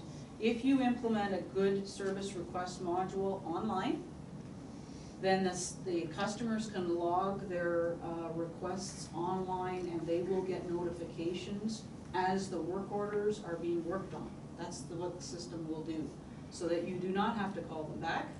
They will get their updates automatically, and the system will track the ones that are open, and putting in criteria is right on your website absolutely helps. So in other words, typically in this, when you select this type of request, this is our typical turnaround time. It gives the customers the expectation of when they can expect an update. And so the systems will update them and tell them when the work has been completed. Right now, a lot of that is still under development. Modernization, we talked a lot about that already, so I think integration, expanding the functionality, mobile technologies, and using a lean approach. So lean is really about looking at processes from a customer perspective and eliminating non-value-added activities, so duplication, and I think that staff could benefit from some Lean Six Sigma training. So, in terms of the customers, with the strategic plan, looking at an engagement strategy. So there are some really cool things that you can do in customer engagement now on your website. There's a product called Bang the Table that will allow you to do very quick survey type things through your website as people are reading them. So if you're trying to get a feedback, say on an asset management plan, as soon as you click on asset management, the Bang the Table will allow you to ask for feedback at the same time. So it's very cool. Municipalities are using it for almost like what you would call a a quick survey approach, so really easy to use. Online services, we talked about harmonization of services. I'm gonna highlight some of those in a minute, but this is the idea that you obviously have some potentials for collaboration with your other municipalities. I know it's been a bit of a challenge. But some of them make sense to be looking at, and we'll expand on that. So long-term, in terms of sustainability, developing a long-term financial plan, fleet management, I'm going to talk about a little bit more, and improved analytics. It's very difficult for a municipality this size to be able to do all the work that is needed to be done in asset management. There is going to be a significant amount of analytical requirements around assets in the next year and a half. So many municipalities are starting to look, especially in your size, to look at how can we share that kind of expertise. Work plan for economic development, we'll talk about the innovation hub in a minute, fee studies as well. So, all of our recommendations basically bring you to a future state whereby by putting in some bases and foundations, and you need the information at the foundation to be able to start making longer term decisions. So there's a lot of that work that needs to be done up front. Developing your long-term plan, looking at a fleet system, we'll go through that, and life cycle management and online services. Ultimately, the future in 2 to 3 years could be much more integrated between asset management and your performance. So I gave you a roadmap where timing I think could occur. You'll notice I did move it out to 2025. Some of these things are going to take some time. Municipalities tend to be a little bit overzealous into what they think they can get done. So given the size that you are, some of these things may take some time. So I'm going to go through each one of the recommendations quickly, and the ones that we've already talked about I'll pretty well scan. So in terms of integrated planning, we're recommending that you do look at what services you're going to provide, what are your priorities, and how much are they going to cost. That's really what a strategic plan should be developed for. Customer dashboards, and then we talked about moving to general elections. So if you were going to do that, you would want to do a study before the next election. So integration of IT systems. This will take some time. I'm recommending that you start sooner rather than later so that you're going to be able to be ready for asset management requirements. Expansion of IT systems. We'll mention some of those modules, I'll go through that. Mobile technology and some lean process improvements. Around sustainability, again, a lot of this has to do with reporting and planning, but also fleet management and analytics. We talked a lot about economic development and a work plan, and perhaps looking at ways, and I know you already, actually I know you had a summit recently county-wide, so I think that's already sort of started. Community engagement, so looking at things like getting the table, but you also in your asset management plan need to develop levels of service. A digital strategy around online, and looking at shared services such as 311. We'll highlight that in a minute. Recreation programming. If you're going to be in the business, then it probably needs some plan around what kinds of programming you're going to be in, and a review of your fees is recommended. And then, of course, course, we get into asset management. I looked at assets in two pieces. One, obviously physical or infrastructure assets around your planning and life cycle costing. And then on the HR side, some of the job profiles are pretty old. And there's also a little bit of challenge in terms of the lead hand role. So I'll talk about that, and then some training.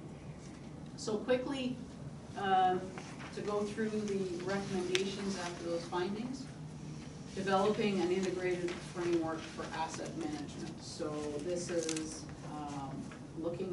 this is going to help work planning and direction. Initial costing, we figure, is probably about $30,000.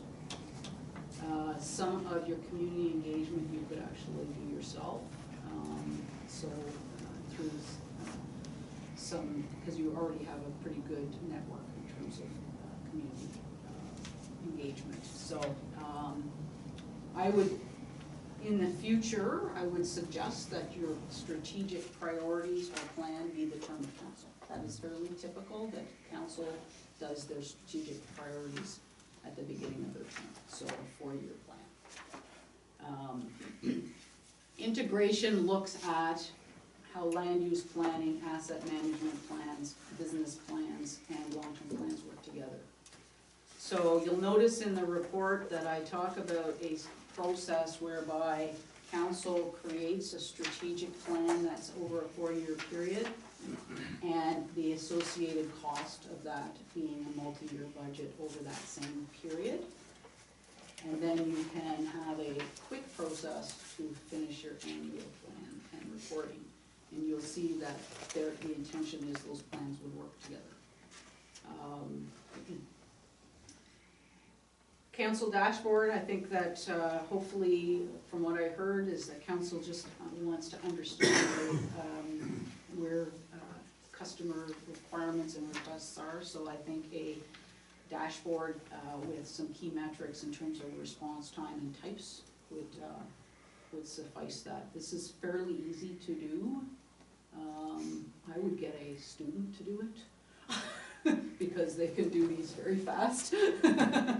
So, and then looking at moving to a general election approach, you might want to undertake some consultation around that. And so they would start in terms of 2021. Integration strategy, so really what we would suggest there is that you get the key players together and identify the requirements around the integrations.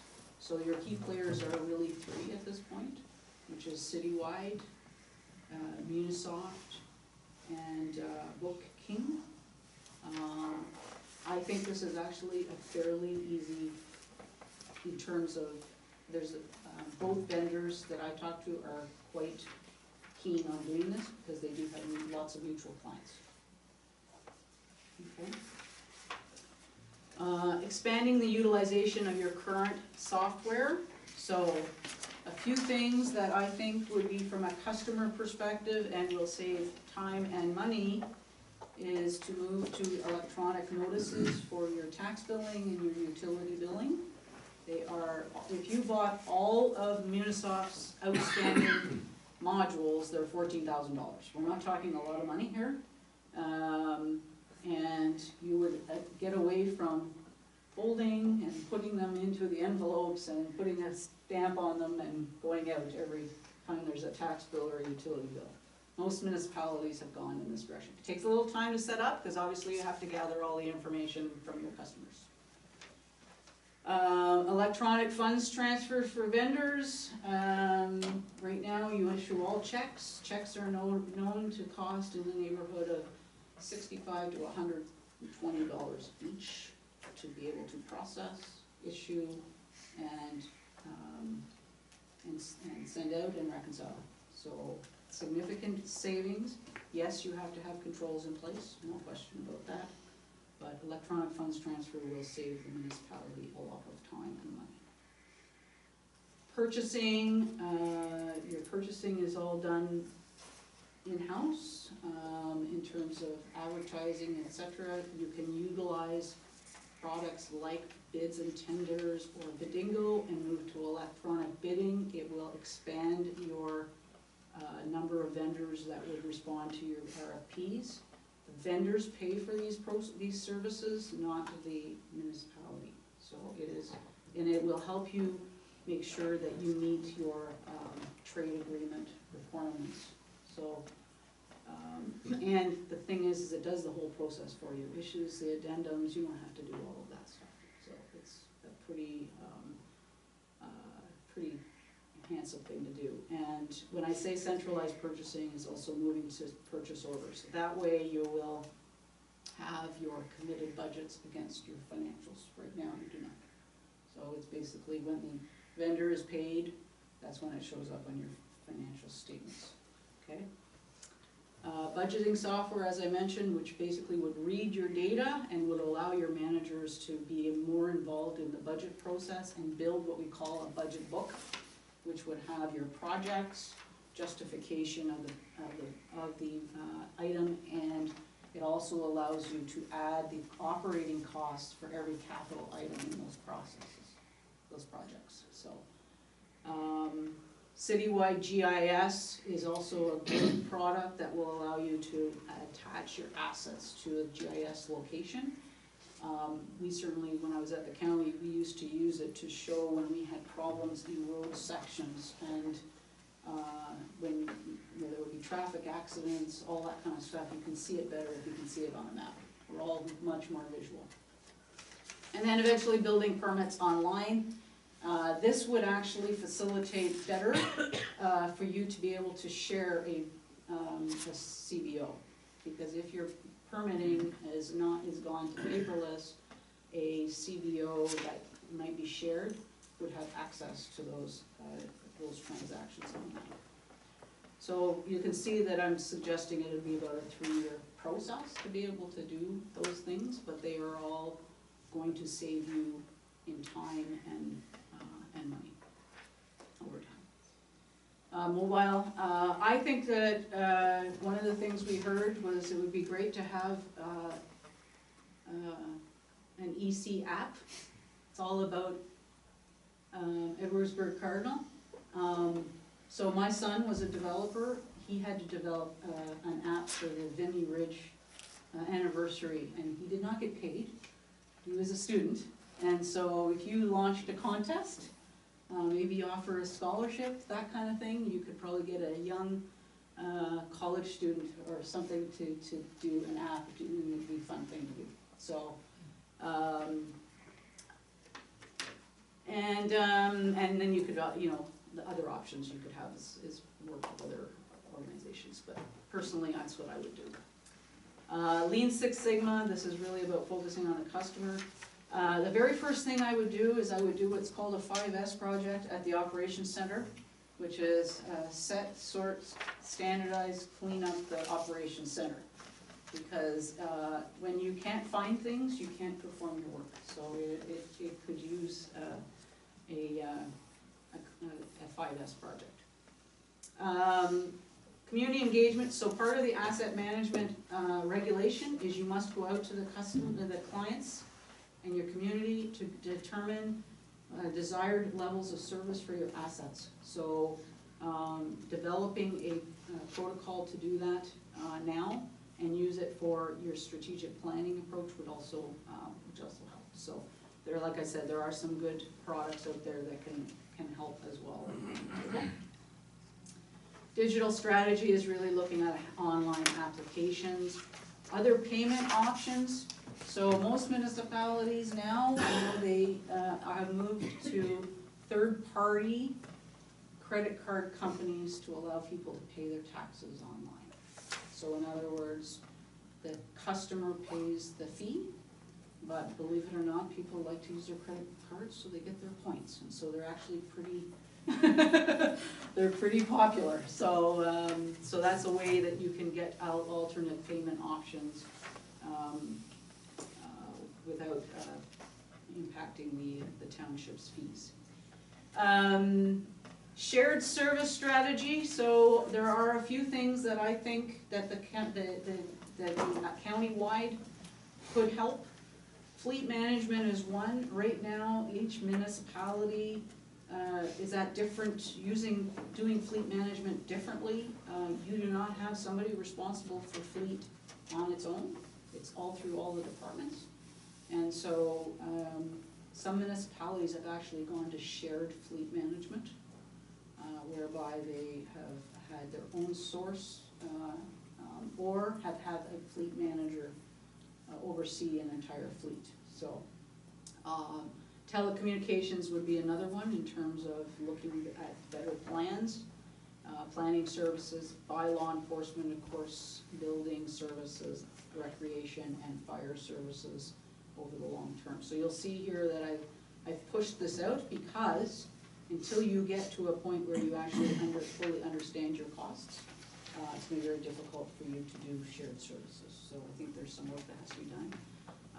I would say that based on our inquiry survey that we did, that a county-wide 311 service should be looked at. What's 311? 311 is, it's the ability that anyone from the county could call in and get information of any government services. So when we did the inquiry survey here, 20% of the calls you get are not yours. So, so you're answering phone calls and sending them somewhere else. And really, a lot of times, 90% of the calls could be handled without having your staff having to answer them, because a lot of them are just general questions. So Yes, but it's engagement with our residents. it can be, but sometimes they're not even for you. They're just searching for who do I talk to, So how does 311 solve that? when you're phoning in, you phone to one place, and they will make sure that you get the information that you need. And if it is to a particular township, then they will identify, they're the first triage. Right now, you're the triage. Your staff are triaging all the calls. So 311 has been very, very effective in other parts of the province. In terms of asset management, and developing your long-term plan, so 2021 is really, really coming very fast. And so you have to have in place, obviously, your plan, but you also have to understand your current levels of service and have the costs of your current levels of service. So you need to do some work to be able to understand what those costs are. In 2023, that extends to all of the other assets. And you need to understand the cost to maintain those assets, and by 2024, understanding your levels of service and proposed levels of service. So that's really where the community comes in, and at that point you have to have a life cycle management strategy. So you basically have a couple of years to get your systems in place and your processes in place so that you can meet those requirements, and then ultimately have a financial strategy.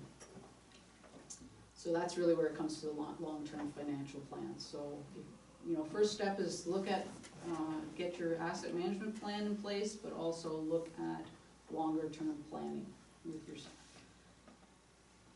Fleet management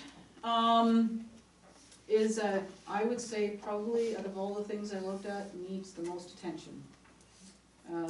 Your fleet costs are growing very quickly, and the downtime that you're experiencing. And if you don't, and part of the reason you may, although I can't tell you for sure, your costs may be increasing because if you've got things down and you have to get response right away, even vendors may increase their prices. So your fleet is aging. Like I said, when I looked at the analysis over the last 4 years, you're up $138,000 since 2016 on your fleet repairs and fuel. So, first step is to get your GL and your job costs put in place so you can track by vehicle. and then develop equipment usage rates. So typically what municipalities do so that they know how much their jobs really cost is they have a usage rate, it's applied to every job, and that will tell you if you are competitive with the outside. Right now, you don't have that. And so there are systems in place to do this. You don't have a fuel system right now either. And so therefore, you're not actually applying your fuel to the actual piece of fleet. And there aren't processes in place to manage the inventory of the fuel. So there are some pretty simple fuel systems that will download the information into your financial system as well. And you're probably looking around $50,000, I would suspect, to put a system in place. Asset management, data analytics, like I said, you don't have enough resources within the organization to be able to do that, but this is not, I think it's a kind of a full-time job for a year, but it's not a full-time job forever. But you do need some analytical capacity that's going to be able to help you take information around your condition, your assets, to update your plans and your long-term plan, your long-term financial plans. So I think that if you collaborated with some of your neighbors, you could do that more effectively. This is a simple one, just put a work plan to your economic development strategy, so dedicated resources. And similarly look at how could you do more in terms of economic development with the county and your neighbors. Leeds Grenville is pretty small actually, so getting people to come here, you're all gonna benefit if you work together.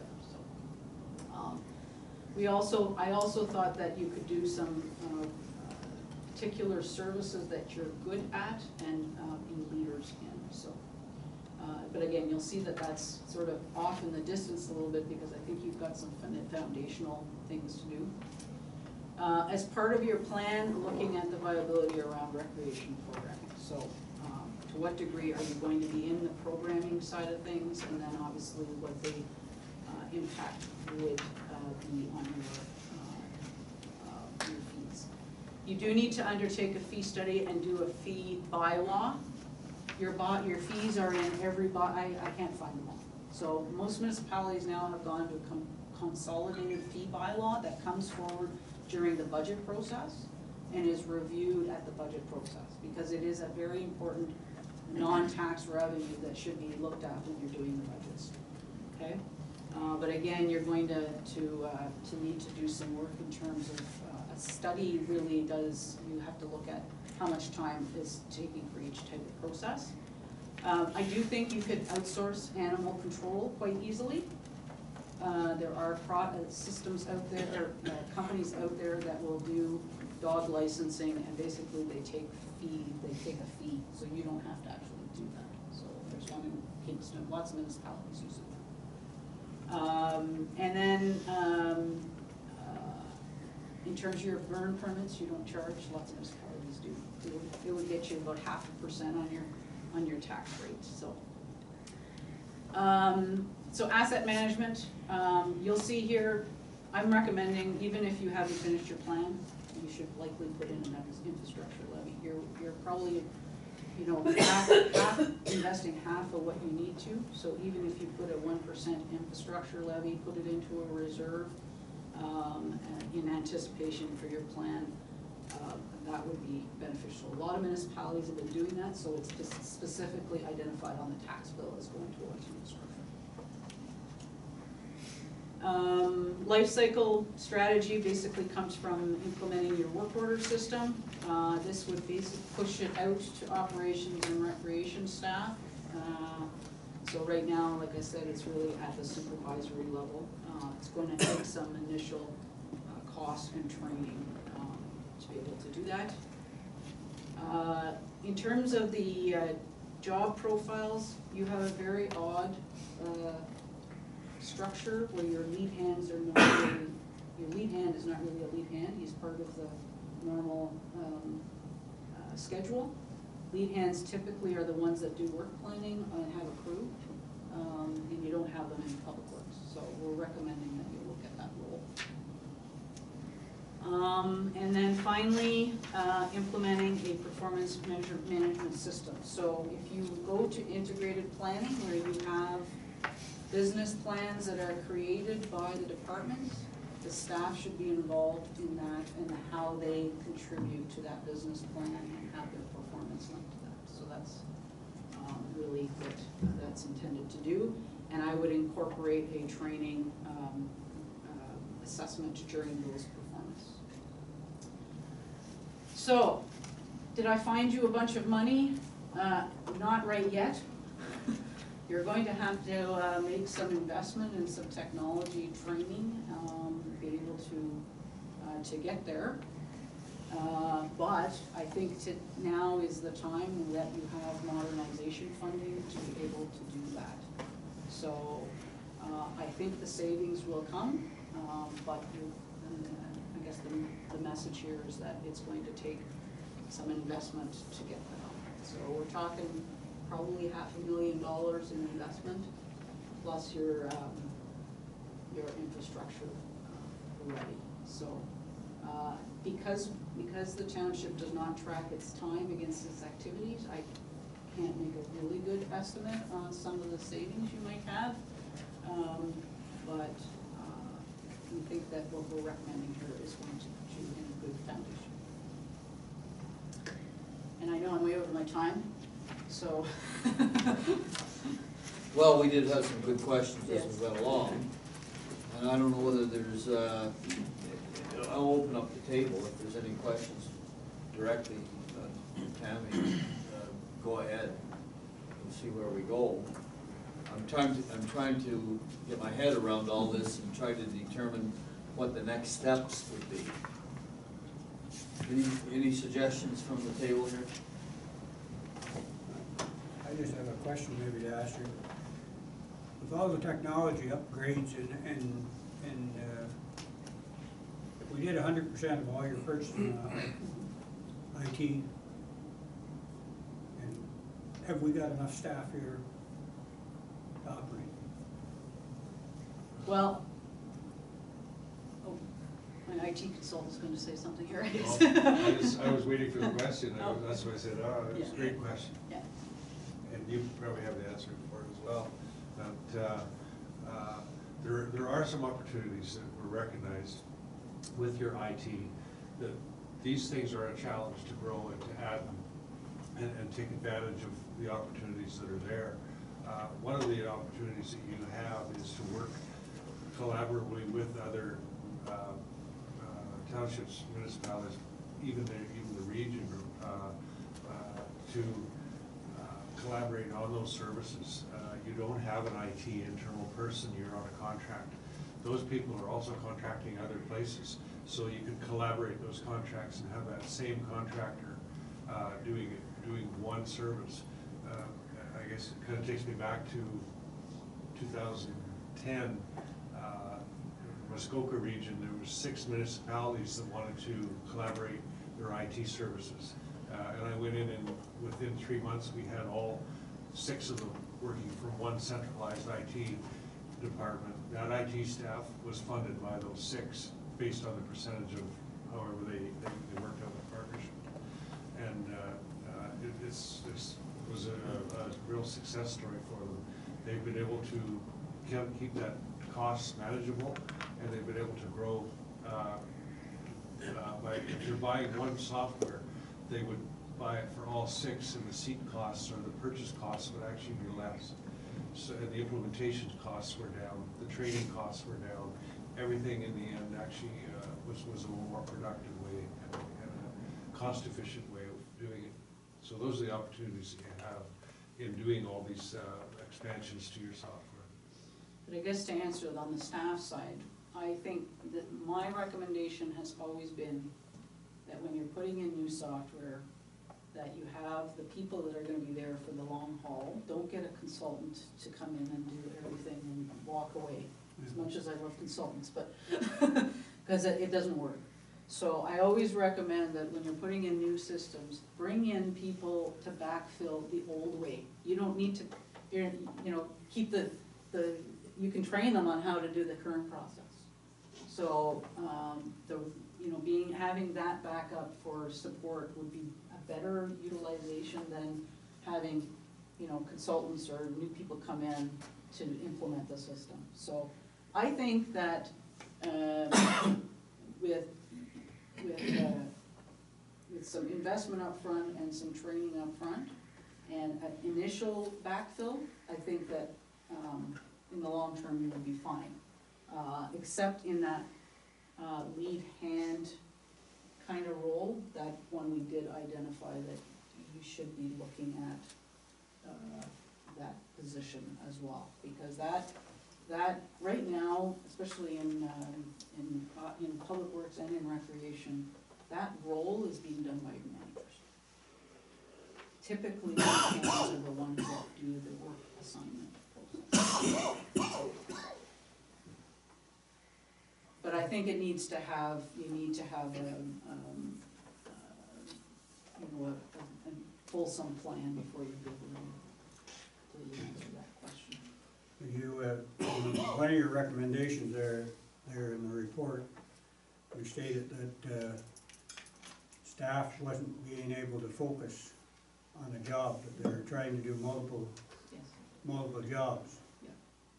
So the staff we got now, if we put my question is, if we put this all our IT in place, we get collaboration to help support our staff, going to be able to focus, the staff we got now going to be able to focus on the jobs they have to do? That's what we're hoping to, if you can start to eliminate some of the non-value added processes that you're doing, and some of the paper processes, they're gonna get some of that capacity back, for sure.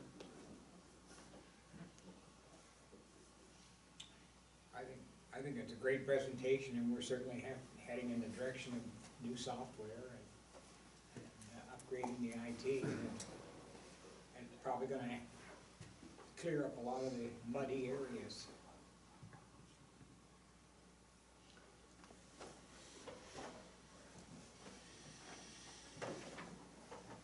I feel a lot better after the presentation. Much better, as a matter of fact. My comfort level has risen immensely.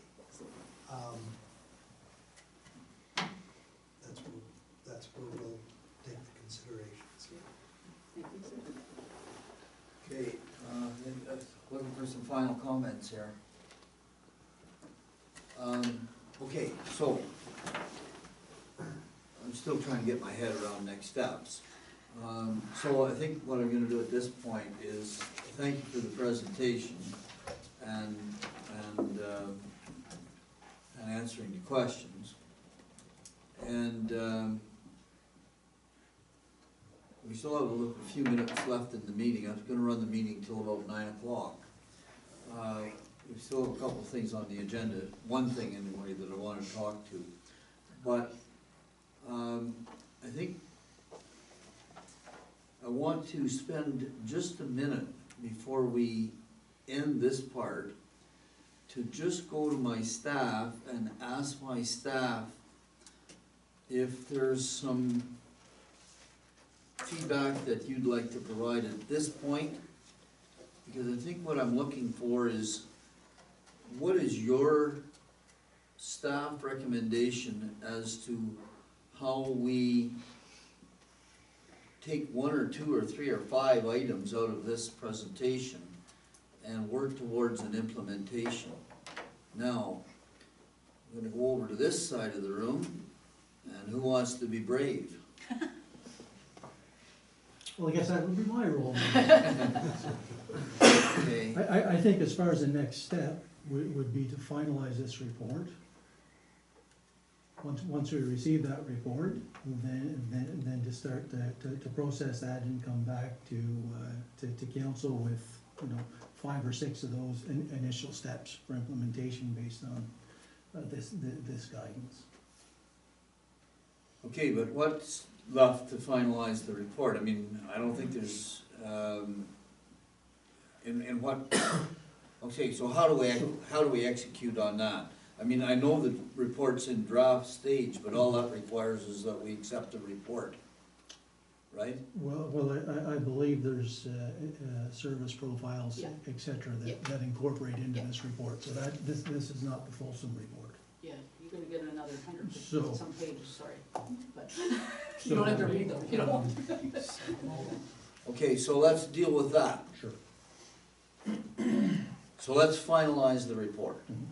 And that report will come before council at the meeting at the end of the month. And we'll have a recommendation to accept the final report. Okay? To receive the report, yes. Well, I think we're gonna receive it, but I think we're gonna do more than receive it. We've certainly reviewed it, Mhm. so we've received it, we've reviewed it.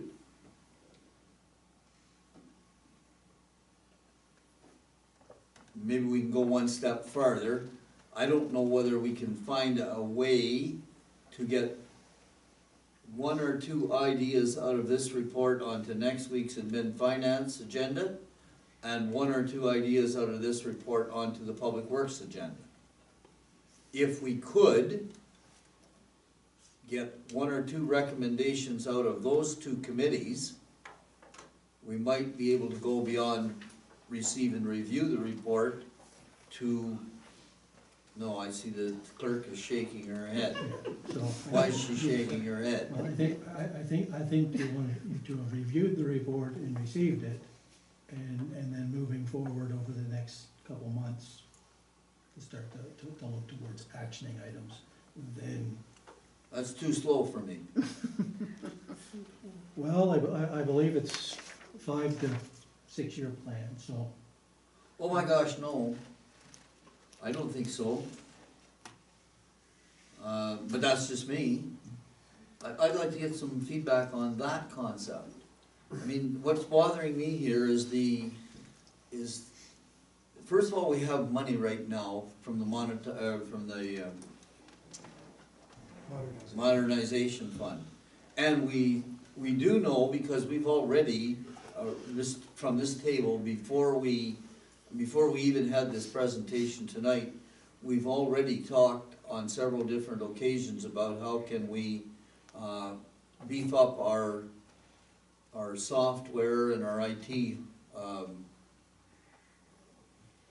programs and get a greater integration of those programs. So, I mean, I think we're all on that same page, so I don't know that that's a long, I don't know what the time is to implement that, but I'd sure like to see some staff recommendations in the near term. And I don't think that a month or two is that unreasonable to try to process that and come up with a plan for implementation. Okay, well, all right, let's just go along here. So that's one suggestion as to how we move along. Anything from the treasurer or the clerk? If I may, Mr. Mayor, just echo the CAO's remarks. This is not a final report. You cannot possibly expect to start taking action on a report that is yet to be finalized. So to ask us to make recommendations in the next week or two is not reasonable. I really believe that there's some very good stuff in here, but I think it will take some time to boil it down to come up with maybe half a dozen action items that we can actually have the capacity to pursue. Certainly can't do them all at once. We Well, just don't have capacity for it. Oh, and I quite agree with you. I mean, that's why I'm sort of off foot here right now, because, I mean, there's a tremendous number of initiatives in here that I know that we just plain don't have the capacity to deal with. But yet at the same time, all of those initiatives that are outlined in here, I hear them. Yep. I hear them on the street, I see them in actual execution of the way we provide our services. I'd like to get some other comments from around the table here. Councilor Hunt. Well, I think I can go along with some of our staff and some of us here. We have this is our draft. Our consultant has listed quite a few dates in here of stuff that should be looked at in 2020, and 21, 22, 23. I think we get the final report back here and staff takes a look at them. I didn't count up exactly how many she has down here for 20. I think it's around 6 or 7 that she has listed in there. We do have the money there, but we do need staff to, once they pick on the ones we can accomplish in 2020, hopefully what our consultant had been being paid for here is giving us ones that we can accomplish. If she's put 2020, that's something that can be accomplished in 2020 and not a pipe dream. But we have to get the final report and get the final digits of it, and then get a costing on what each one of these are gonna cost. They have a recommendation of approximately, but you and I know through the years on council how some of those recommendations have gone in $20,000 and ended up $80,000, so I think we have to wait a little bit. I agree with you, I really want to see us move forward, but my one priority of all the IT is the dashboard here that we spoke about before, through citywide there so we can know what complaints are coming in the time and stuff. I think that's a real key thing for council and our ratepayers to be able to see the jobs being undertaken and our time frame and expectation. I think that's one of the key things there. And you've given me an idea there just now, because we've sort of come to the point, let's get the report finalized, council meeting at the end of the month.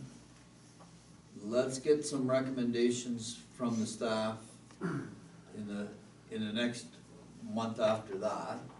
But you know what I'd like to see as well, picking up on what you just said, I'd like to see each one of the members of this committee tell me what they heard as their priority from this presentation. I'd like to see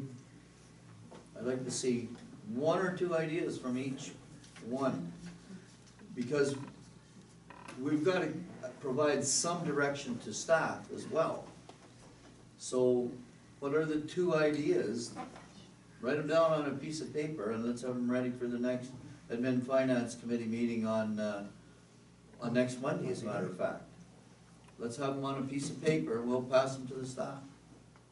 And let's see just how that influences their thinking. Anybody else want to add something here before we kind of wind this down? I might have a comment, Mr. Mayor, and I would try to present it as a member of the public, a taxpayer, a ratepayer.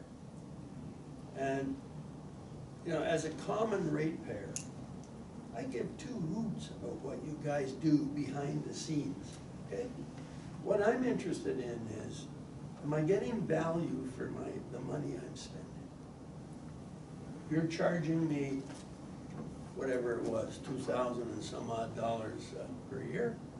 Am I getting value for that? Now, that's what, if I went to the town as public, like a public consultation, I'd say, how am I getting value for this $2,000? Or $6,000 or whatever it is you're paying. And I don't know if we communicate that well enough. You know, like we say, well, you're getting policing, you're getting garbage pickup and all this stuff. Well, that's fine, but does it equate? Is there balance there? So, I don't know, I think the input from the populace is key to what drives us. The points that the 2 points that I would pick out of this presentation are related to the budgetary aspect. We don't know what our jobs are costing us, you know, the actual detailed cost data. So I don't know how we can do a budget if you don't know what the cost data is. It's like running a business. How do you set the price for that item if you don't know what your costs are?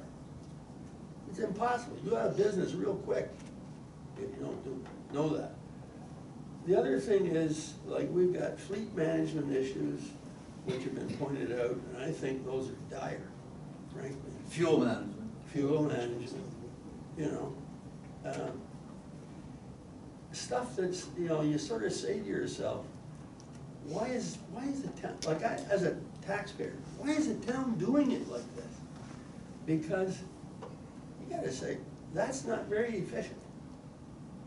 And if I'm spending, if they're spending my money and all my other neighbors' money to do that, I'm not happy about it. I want you to be happy. I know. Okay, so you're gonna give us 2 ideas in writing? I am. Okay. All right, it's getting to 9. So thanks again.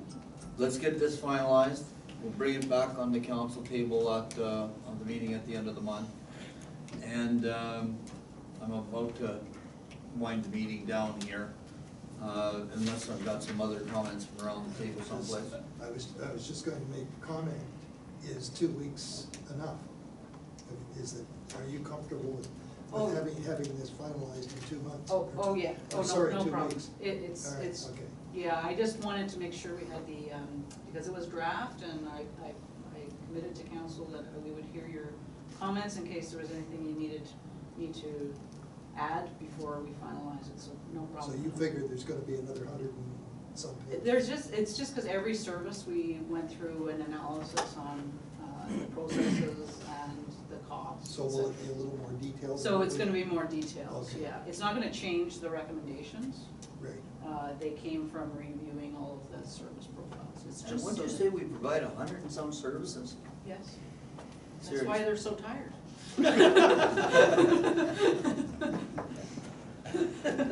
Okay. All right, I'm Thank moving. you. Thanks very much, and I understand that you're eager to No get problem. moving, so Not at all. thanks very much, I appreciate the presentation. Appreciate it. Yeah, that's no storm.